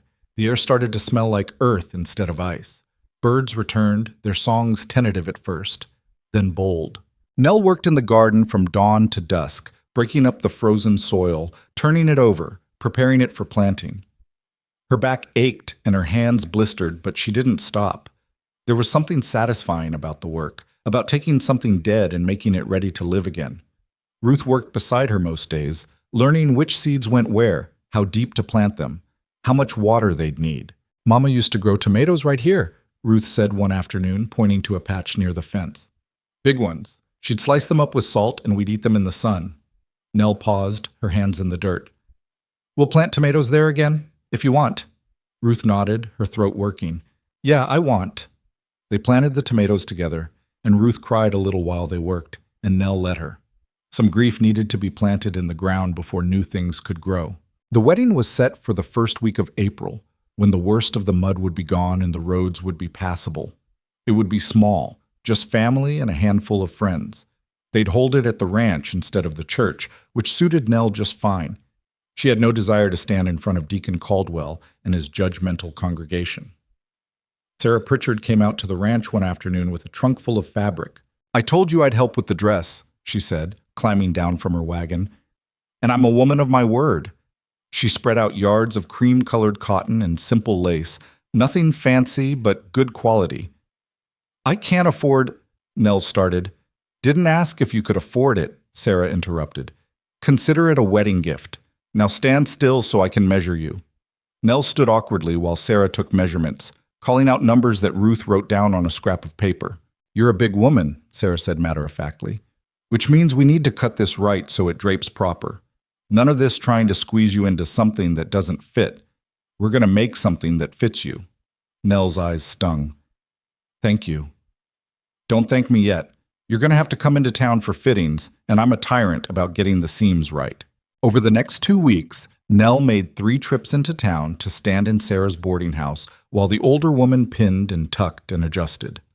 The dress took shape slowly, a simple design with long sleeves, a modest neckline, and a waist that sat where Nell's actual waist was, instead of trying to pretend she had the figure of a younger, smaller woman. During one of the fittings, Sarah told her stories about her own wedding 40 years ago. "My husband was a railroad man," she said around a mouthful of pins. "Died 10 years back. Cancer took him slow and mean." She adjusted a seam. "But we had 30 good years before that. Maybe that's all anyone gets, some good years if they're lucky. The trick is recognizing them when you're in them." "How do you know?" Nell asked. "When you're in them." Sarah looked at her over the fabric. "You stop waiting for permission to be happy. You stop thinking you don't deserve it. You just accept that this is your life and you get to live it." She went back to pinning. "You're in them now, Nell. Don't waste time questioning it." When Nell saw herself in Sarah's long mirror during the final fitting, she barely recognized the person staring back. The dress fit. Really fit. It didn't pull or gap or strain. It just hung right. "You look beautiful," Sarah said quietly. Nell shook her head. "I look beautiful," Sarah repeated firmly. "Don't argue with me. I'm old and I know things." Ruth, who'd come along for this fitting, piped up from the corner. "You do look beautiful, Mama Nell." The word still caught Nell off guard every time. Mama. She didn't think she'd ever get used to it, didn't think she wanted to, because the wonder of it never got old. "Thank you," she said, her voice rough. Sarah packed up the dress carefully. "I'll bring it out the day before the wedding. And Nell?" "Yes?" "You deserve this. All of it. Don't let anyone, including yourself, tell you different." Nell nodded, not trusting herself to speak. On the ride home, Ruth chattered excitedly about the wedding, about her dress, about how Elsie kept practicing, walking slowly like Nell had asked her to. "Are you nervous?" Ruth asked suddenly. Nell considered that. "A little." "About marrying Papa? About everything changing?" Ruth was quiet for a moment. "Things already changed, though. The day you got here. This is just making it official." Out of the mouths of children, Nell thought. Sometimes 12-year-olds were wiser than adults gave them credit for. "You're right," she said. "This is just making it official." But that night, lying in her narrow bed for one of the last times, Nell let herself feel the fear that had been lurking beneath the surface. What if she wasn't good enough at being a wife? What if Silas regretted it? What if the town turned on them again? What if? The fears circled like wolves, and Nell lay there and faced them down one by one. Yes, she might fail at being a wife. She'd never done it before.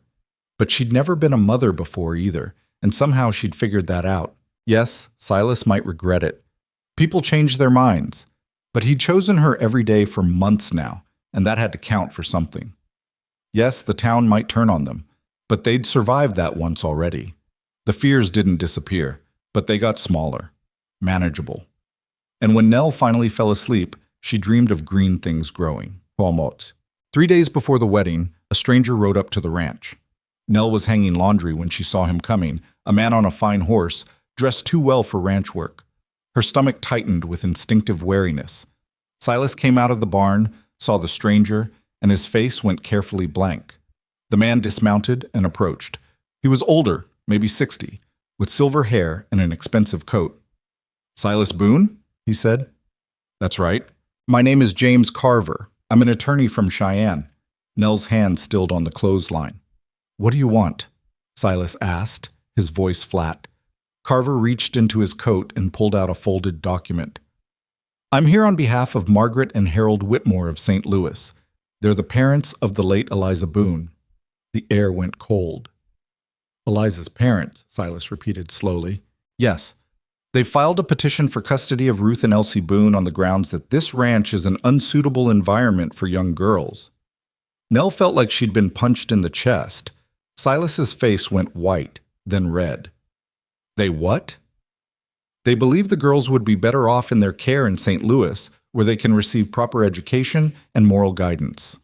"Moral guidance," Silas repeated, his voice dangerous. "They've never even met my daughters. Eliza left home at 18 and never looked back. They disowned her for marrying me." "Be that as it may," Carver said smoothly. They are the girls' grandparents, and they have legal standing to petition for custody, particularly given the recent concerns about the living arrangements here. Nell's blood turned to ice. The hearing, the scandal. Someone had told Eliza's parents. "Get off my land," Silas said. "Mr. Boone, get off my land." Carver held up his hands. "I'm just the messenger. You'll receive an official summons within the week. I'd suggest you retain counsel." He glanced at Nell, his expression dismissive, "and perhaps reconsider any upcoming changes to the household." He mounted his horse and rode away. Silas stood frozen, the document clutched in his hand. Nell walked over slowly. "Let me see." He handed it to her with shaking hands. She read through it, her horror growing with every line. The Whitmores were claiming that Silas was an unfit father, that the ranch was failing, that the presence of an unmarried woman of questionable character created an immoral environment, that the girls were being raised in poverty and neglect. It was all lies. But they were lies written in legal language, filed with a court, backed by money and lawyers. "They can't do this," Silas said, his voice hollow. "They can't just take my children." "We need to fight this," Nell said. "With what? I don't have money for lawyers. I don't have—" He broke off, running his hands through his hair. "They're going to take my girls." "No," Nell said fiercely. "They're not. You don't understand. These people have power. They have connections. I'm just a broke rancher with a failing spread and—" He looked at her, anguished. "And they're going to use you against me. They're going to say you're the reason the girls aren't safe here." Nell felt something crack inside her chest. "Then I'll leave," she said quietly. "What?" "If my being here is what they're using against you, I'll leave. I'll pack my things tonight and—" "No." Silas grabbed her shoulders. "No, that's not— I'm not losing you too. But the girls will figure something out. But I'm not sacrificing you to these people. I won't do it." Nell looked at him, at the desperation and fear in his eyes, and made a decision. "Then we get married," she said. "Tomorrow. Not in 3 days. Tomorrow. Before the summons arrives. Before they can use my unmarried status against you." Silas stared at her. "Nell, it's the only way," she said. "If we're married, they can't claim I'm a corrupting influence. They can't say the situation is immoral. That's not how I wanted this to happen." "I know, but it's what we've got." She took his hands. "We were going to do this anyway. We're just doing it sooner." He searched her face. "You're sure?" "I'm sure. I don't even have a ring. I don't need a ring. I need you and those girls to stay together. That's all I need." Silas pulled her close and held her tight enough to hurt. When they told the girls, Ruth immediately understood the gravity of the situation. "Mama's parents?" she said, her face pale. "The ones she never talked about?" "Yes," Silas said. "Are they really going to take us away?" "They're going to try, but we're not going to let them." Elsie, who didn't fully understand what was happening, just looked scared. "I don't want to go to St. Louis. I want to stay here." "You're staying here," Nell said firmly, "but we have to be smart about this. Your papa and I are getting married tomorrow instead of in 3 days. Is that all right with you?" "Tomorrow," Ruth said, "but the dress, the cake—" "We'll figure it out," Nell said. "What matters is making sure you girls are safe." Ruth looked at her father, then at Nell, then nodded slowly. "Okay, tomorrow." That evening, they rode into town to find someone who could marry them. The magistrate who'd presided over the hearing agreed, though he looked concerned when they explained the situation. "These custody cases can get ugly," he warned, "especially when there's money involved." "I know," Silas said, "but we have to try." "Be here at 10 tomorrow morning," the magistrate said, "and bring witnesses." They sent word to Sarah Pritchard and Doc Harrison, the only 2 people in town they trusted completely. That night, Nell lay awake listening to the house creak and settle. Tomorrow, she'd be a married woman. It wasn't how she'd imagined it. No ceremony, no celebration, just a desperate scramble to protect the people she loved. But maybe that was more honest anyway. Maybe love wasn't about perfect moments. Maybe it was about showing up when things fell apart and choosing to stay anyway.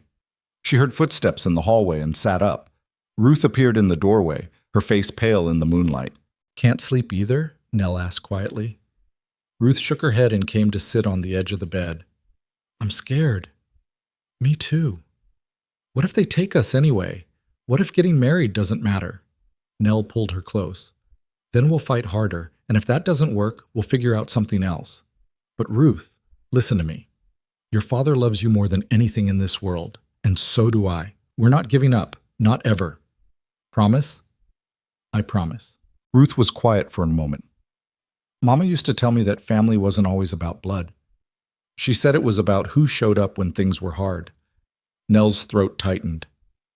Your mama was a smart woman.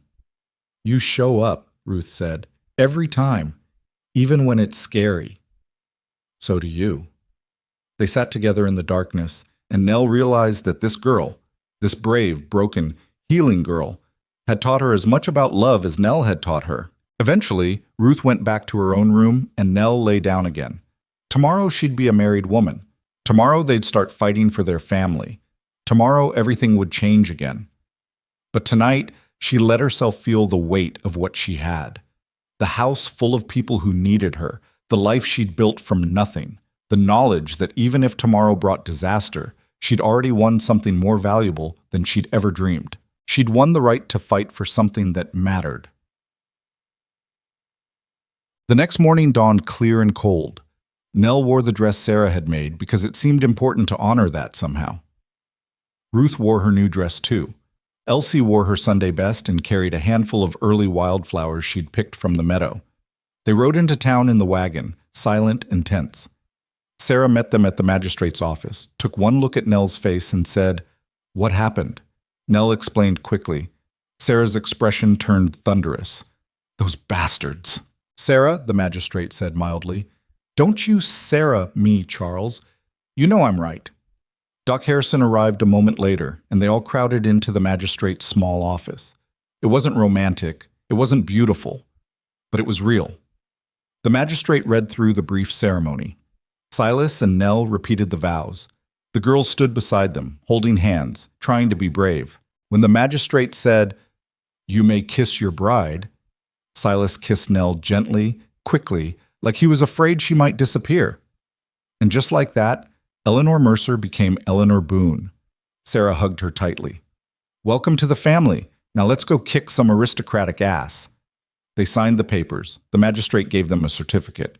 It was done. On the way out, they ran into Deacon Caldwell. He stopped dead when he saw them, his eyes widening. "Mr. Boone, Miss—" He corrected himself. "Mrs. Boone."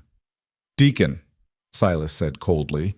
Caldwell looked like he wanted to say something, probably something judgmental, but Sarah stepped forward.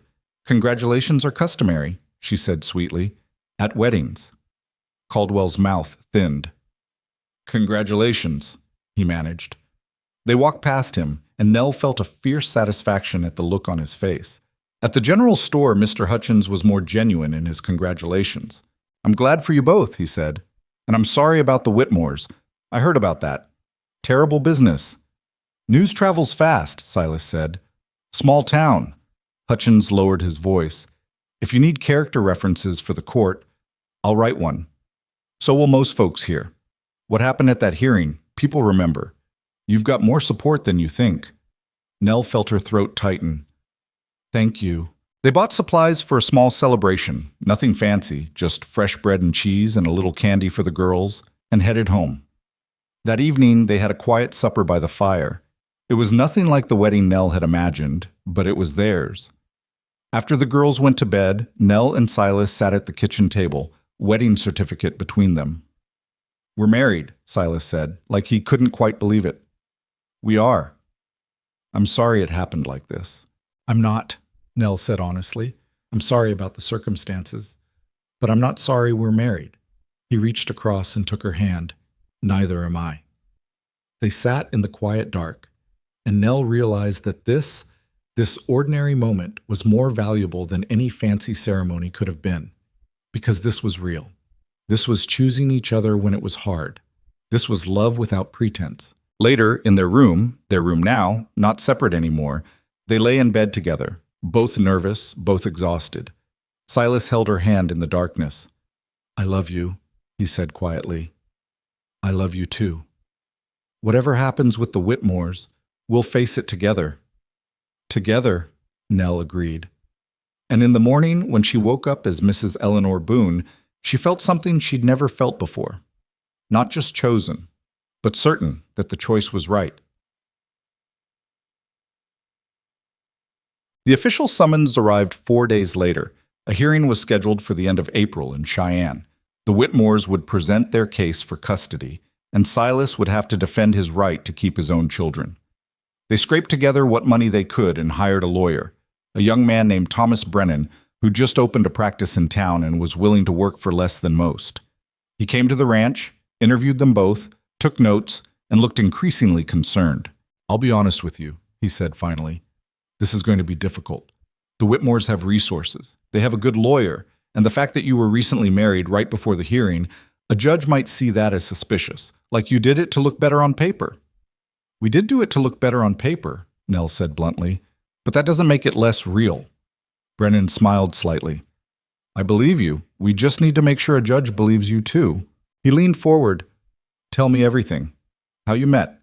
What life was like before Mrs. Boone arrived. What changed after. I need details, real ones, the kind that prove this isn't a performance." So they told him. Silas talked about the months after Eliza died. The darkness. The way he'd stopped caring about anything except basic survival. The way his daughters had retreated into themselves.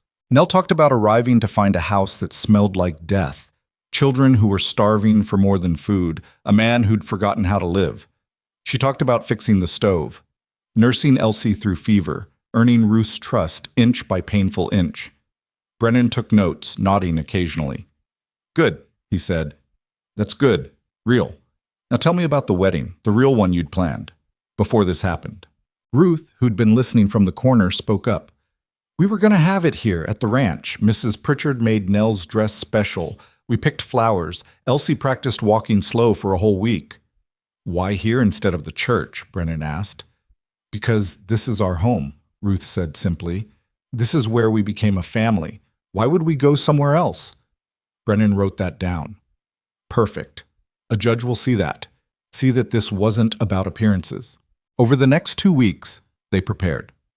Brennan collected statements from neighbors, from the school teacher, from Doc Harrison, from Sarah, even from Mr. Hutchins, everyone attesting to the change in the Boone family, the health and happiness of the girls, the stability Nell had brought.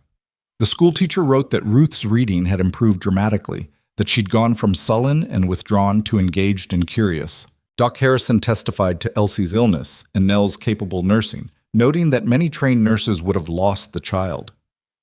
Sarah wrote a scathing paragraph about busybodies who confused moral judgment with actual morality.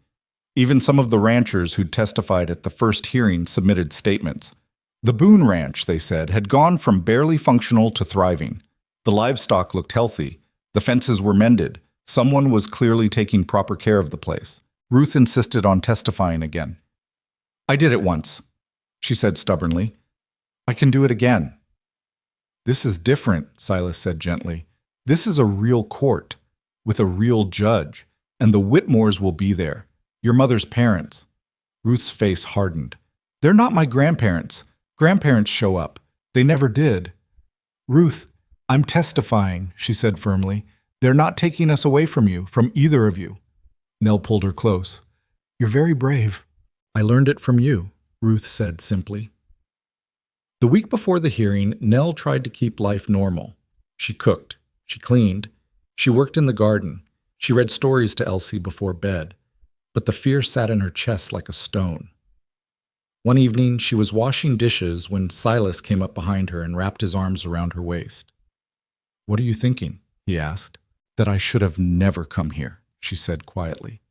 "That if I'd just stayed away, none of this would be happening. The Whitmores wouldn't have ammunition. You and the girls would be fine." "We wouldn't be fine," Silas said firmly. "We were dying before you got here. Slowly, maybe, but dying. You gave us our lives back. Don't you dare regret that." "But what if we lose?" "Then we lose. But at least we'll have had these months. These good months." He turned her around to face him. "Nell, listen to me. Whatever happens in that courtroom, you are the best thing that's happened to this family in years. You hear me?" Nell's eyes filled with tears. I'm scared. So am I. But we're scared together, and that's better than being scared alone. He kissed her, and Nell held on to him like he was the only solid thing in a world that wouldn't stop shaking. The night before they were supposed to leave for Cheyenne, Nell couldn't sleep. She kept thinking about losing, about what would happen to the girls if they lost. Would they be dragged away screaming? Would they remember the ranch? Would they forget her? She got up and went to check on them. Ruth and Elsie were both asleep, tangled together in Ruth's bed. They did that sometimes now, sought each other out in the night, needing the comfort of not being alone. Nell stood in the doorway and memorized the sight, just in case. They're going to be okay, Silas said quietly behind her. No matter what happens, they're going to be okay, because they have us. What if they don't, though? Nell whispered. What if the judge takes them away?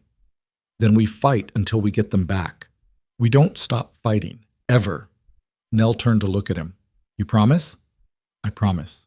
They stood together in the darkness, watching their daughters sleep, and Nell tried to burn the moment into her memory. This was what she'd been fighting for all along, not just a place to belong, but people to belong with, people worth fighting for. The hearing in Cheyenne was everything Nell had feared and worse. The courtroom was intimidating. High ceilings, dark wood, a judge who looked like he'd never smiled in his life. The seal of the territory hung on the wall behind him, all official and cold. Margaret and Harold Whitmore sat on the other side of the room, flanked by their lawyer. They were exactly what Nell expected. Wealthy, polished, dressed in expensive clothes that probably cost more than the Boone Ranch made in a year. Margaret's face was hard and cold, carved from marble. Harold looked bored, like this was just another business transaction. Neither of them looked at the girls. Not once. That, more than anything, made Nell's blood boil. The Whitmore's lawyer went first. His name was Preston, and he was exactly the kind of smooth, educated man who knew how to make poverty sound like a crime. He painted a picture of neglect and immorality. He described the ranch as falling apart, Silas as an incompetent father who couldn't manage his own affairs, let alone raise two girls properly. He called Nell a woman of questionable character who had insinuated herself into a vulnerable family for personal gain. The words were carefully chosen. Devastating. Calculated to make everything Nell had done sound sinister. He produced photographs of the ranch taken months ago, before Nell arrived. The sagging fences, the overgrown yard, the general air of neglect. This is the environment these children were living in, Preston said.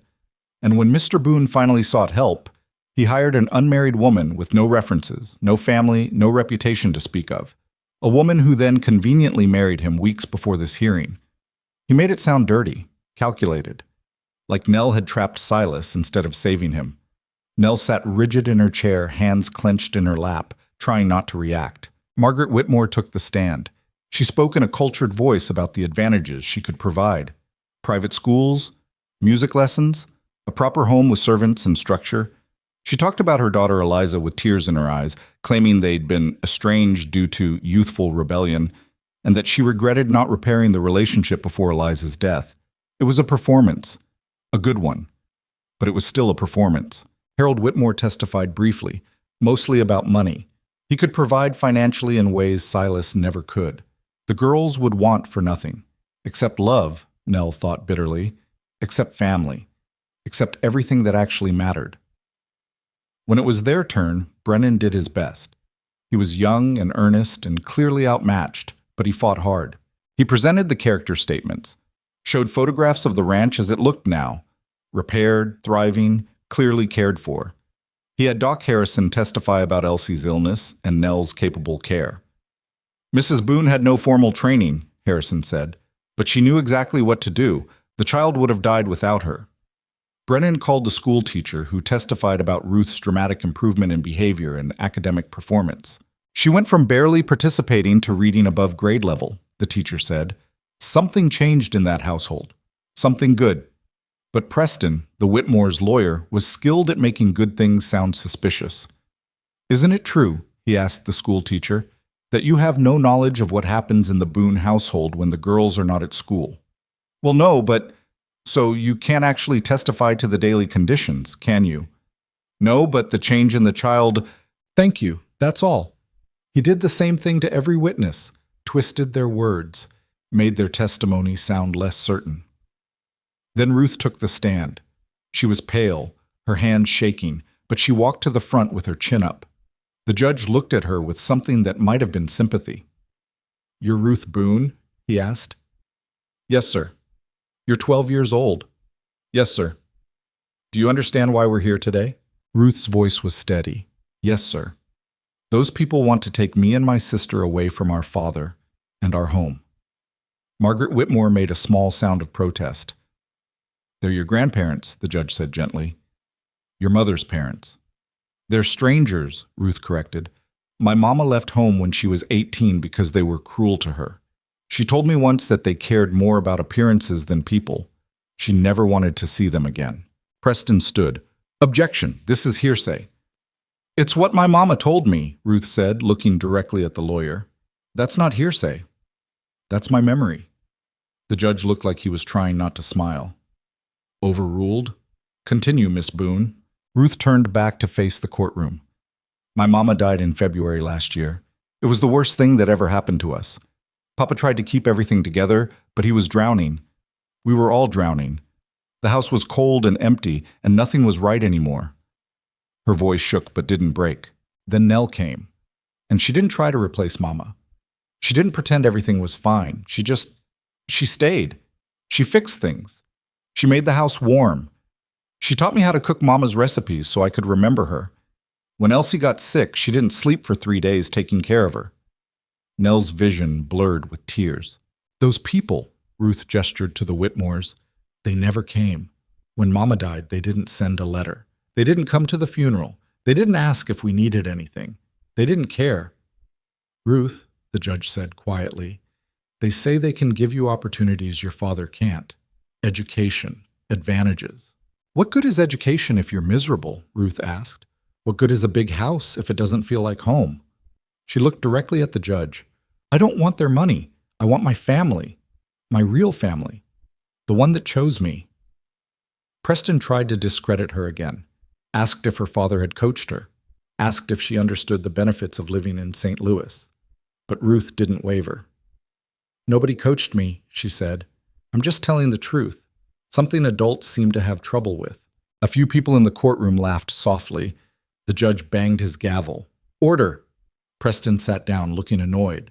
Finally, Brennan called Nell to the stand. She walked to the front on shaking legs and took her seat. Brennan asked her the basic questions: how she came to work for Silas, what she found when she arrived, what she did to help. Nell answered honestly, trying to keep her voice steady. Then Preston stood for cross-examination. "Mrs. Boone," he said, his voice dripping with false courtesy. "Or should I say, Miss Mercer? It's hard to keep track given how recently you married." "Mrs. Boone is fine," Nell said evenly.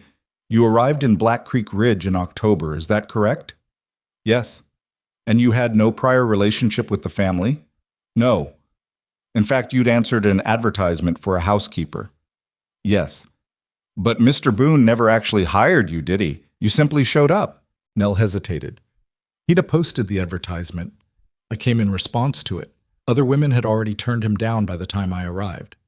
So you inserted yourself into this family's life uninvited. I was invited by the fact that they needed help, and I was the only one who stayed." Preston smiled coldly. "How convenient. A desperate widower, 2 vulnerable children. And you, a woman with no prospects, suddenly had a home. One might even say you engineered this entire situation." Nell's temper flared. "I engineered fixing a broken stove? I engineered nursing a sick child through fever? I engineered making 2 grieving girls feel safe again?" "You engineered a marriage," Preston said sharply. "Weeks before this hearing. Rather suspicious timing, don't you think?" "We got married because we love each other," Nell said, "and because people like you were using my unmarried status as a weapon against this family. So you admit you married to improve your legal standing." "I married because I wanted to," Nell said. "The timing was about protecting the girls, but the choice was real." Preston looked at the judge. "Your Honor, I think it's clear that this woman saw an opportunity and took it.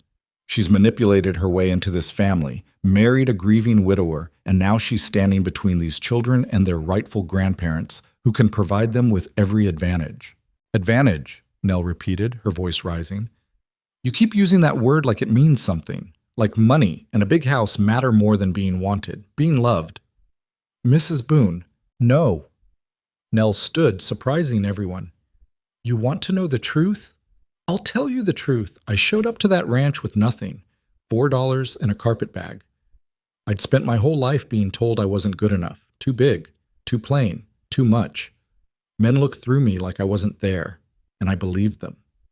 I believed I didn't deserve to be chosen. The courtroom had gone silent. But those girls, Nell continued, her voice shaking, they didn't care what I looked like. They didn't care that I wasn't pretty or refined or educated. They just wanted someone who would stay, someone who wouldn't leave when things got hard. She looked at Margaret and Harold Whitmore. You want to talk about what's best for them? Where were you when their mother was dying? Where were you when they were grieving? Where were you when they needed family? Her voice broke. You weren't there. You didn't care. And now you want to swoop in and take them away because you suddenly decided they matter, because it looks good, because you feel guilty? Mrs. Boone, the judge said, please sit down. I'm not done, Nell said. You want to know if I'm good enough for those girls? Probably not. But I show up anyway. Every single day.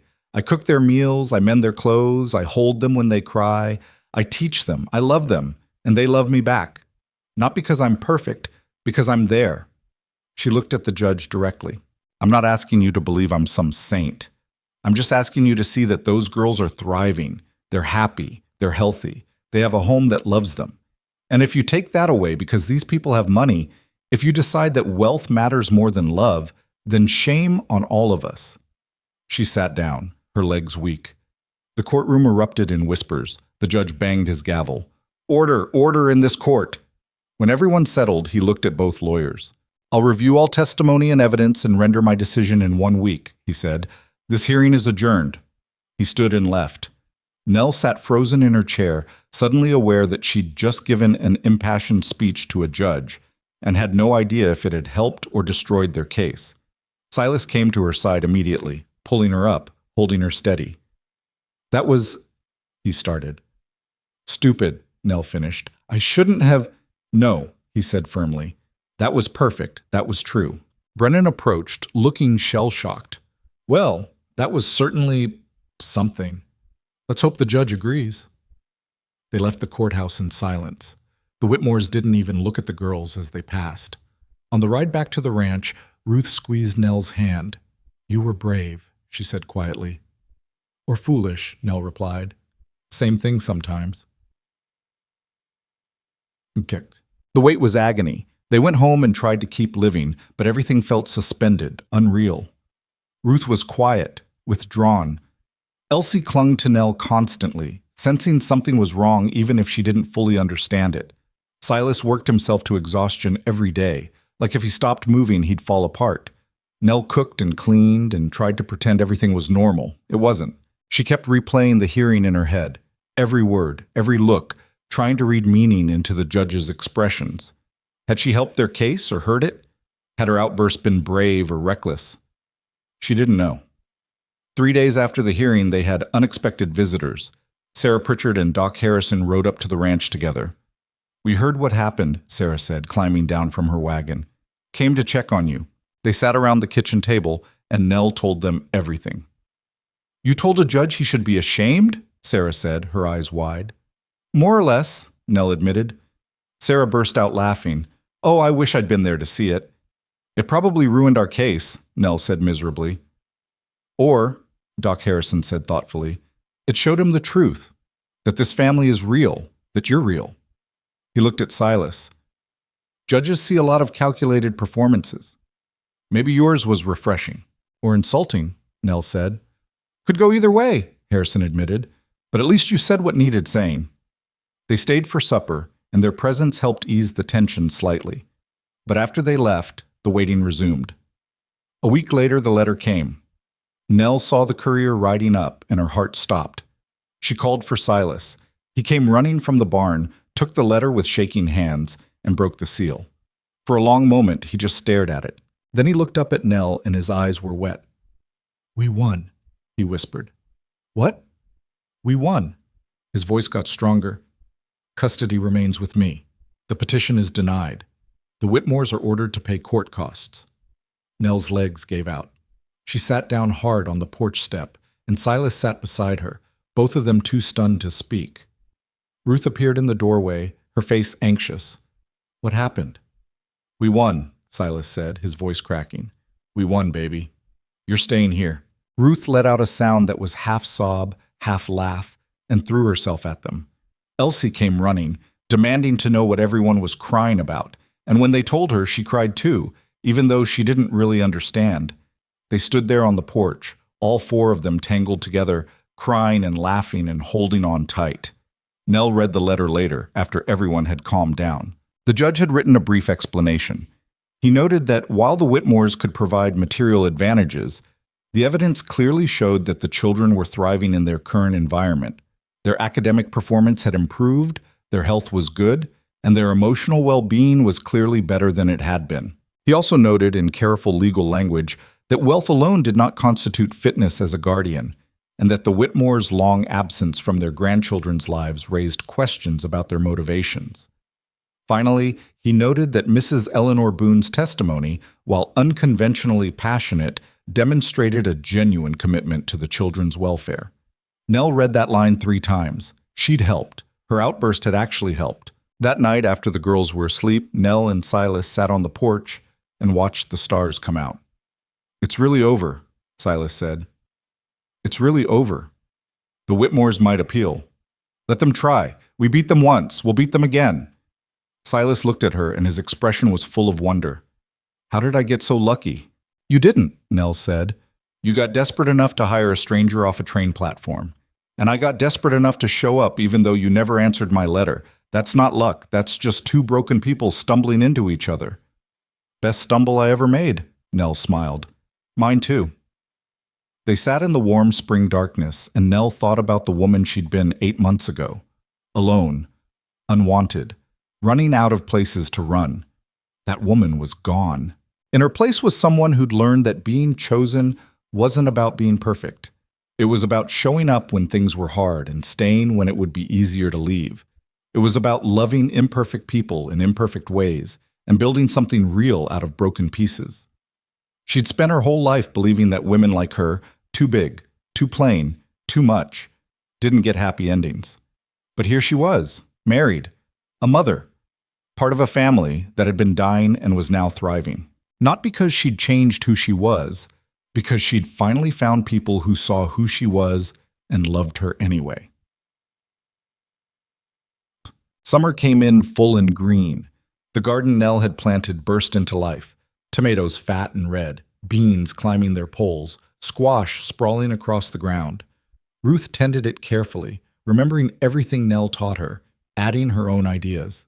They canned vegetables together, filling shelves with jars of pickles and preserves and tomatoes. Ruth learned to love the work, the satisfaction of putting food by for winter. Elsie ran wild through the fields, catching frogs and making up songs and growing brown as a berry. She started helping with small chores, feeding chickens, collecting eggs, pulling weeds in the garden. Silas got the ranch running properly again, fixed the fences, bought 3 new heifers, started making plans to expand. He still worked hard, but there was a lightness to him now that hadn't been there before. And Nell finally let herself breathe. She stood at the kitchen window one evening in July, watching her family through the glass. Silas teaching Ruth how to mend harness. Elsie turning cartwheels in the yard, the sun sinking low and golden over the fields. This was her life now. Not the life she'd imagined. Not the life she'd dreamed about in all those lonely years. Something better. Something real. The town had mostly accepted them now. Oh, there were still women who crossed the street to avoid her, still men who muttered. But there were also nods of greeting, smiles, acceptance. Sarah had become a true friend, visiting regularly, teaching Nell things about running a household in Wyoming that only experience could teach. Even Deacon Caldwell had softened slightly. He'd never apologized for the hearing, that wasn't in him, but he'd nodded to Nell in town last week and said, Mrs. Boone, with something approaching respect. Small victories. One evening in August, after the girls were asleep, Nell and Silas sat on the porch swing he'd built. I've been thinking, Silas said. About what? About next spring. Maybe we could expand the garden. Plant more, start selling vegetables in town. Nell smiled. That's ambitious. Ruth loves the garden work. Might be good for her to have a project, something that's hers. I think she'd like that. They rocked gently, the swing creaking. Nell, Silas said quietly. Thank you. For what? For not giving up on us. For staying. Nell took his hand. I'm not going anywhere. I know, but still. Thank you. They sat in comfortable silence, and Nell felt a peace she'd never known before. She'd learned something important over the past months, something she wished she'd known years ago. Worth wasn't something other people gave you. It was something you claimed for yourself. For years, she'd let cruel people define her, let them tell her she was too much, not enough, unworthy of love. But they'd been wrong. Not because she'd changed. She was still big, still plain, still taking up space in a world that preferred women to be small and quiet and convenient. But she'd stopped apologizing for it. She'd stopped shrinking herself to make other people comfortable. She'd stopped believing that being different meant being less. And in doing that, she'd found a family who loved her exactly as she was. The ranch still needed work. Money was still tight. Life wasn't perfect. But it was theirs, and that was more than enough. Fall came with its usual spectacular colors. The leaves turned gold and red and orange. The air grew crisp. Nell and Ruth harvested the last of the garden and prepared the ranch for winter. On a clear October afternoon, almost exactly a year after Nell had first arrived, Sarah Pritchard came to visit with a proposition. I'm getting too old for this, she said over coffee. The boarding house is too much work. I want to retire, spend my last years relaxing. You've earned it, Nell said. But I need someone to take it over. Someone trustworthy.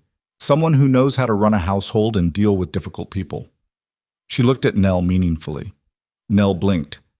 You want me to run the boarding house? Not full-time, you've got a family, but maybe part-time. Help me train someone younger.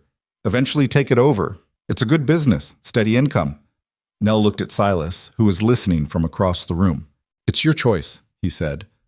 But it might be good. Extra money. Something that's yours. Nell thought about it.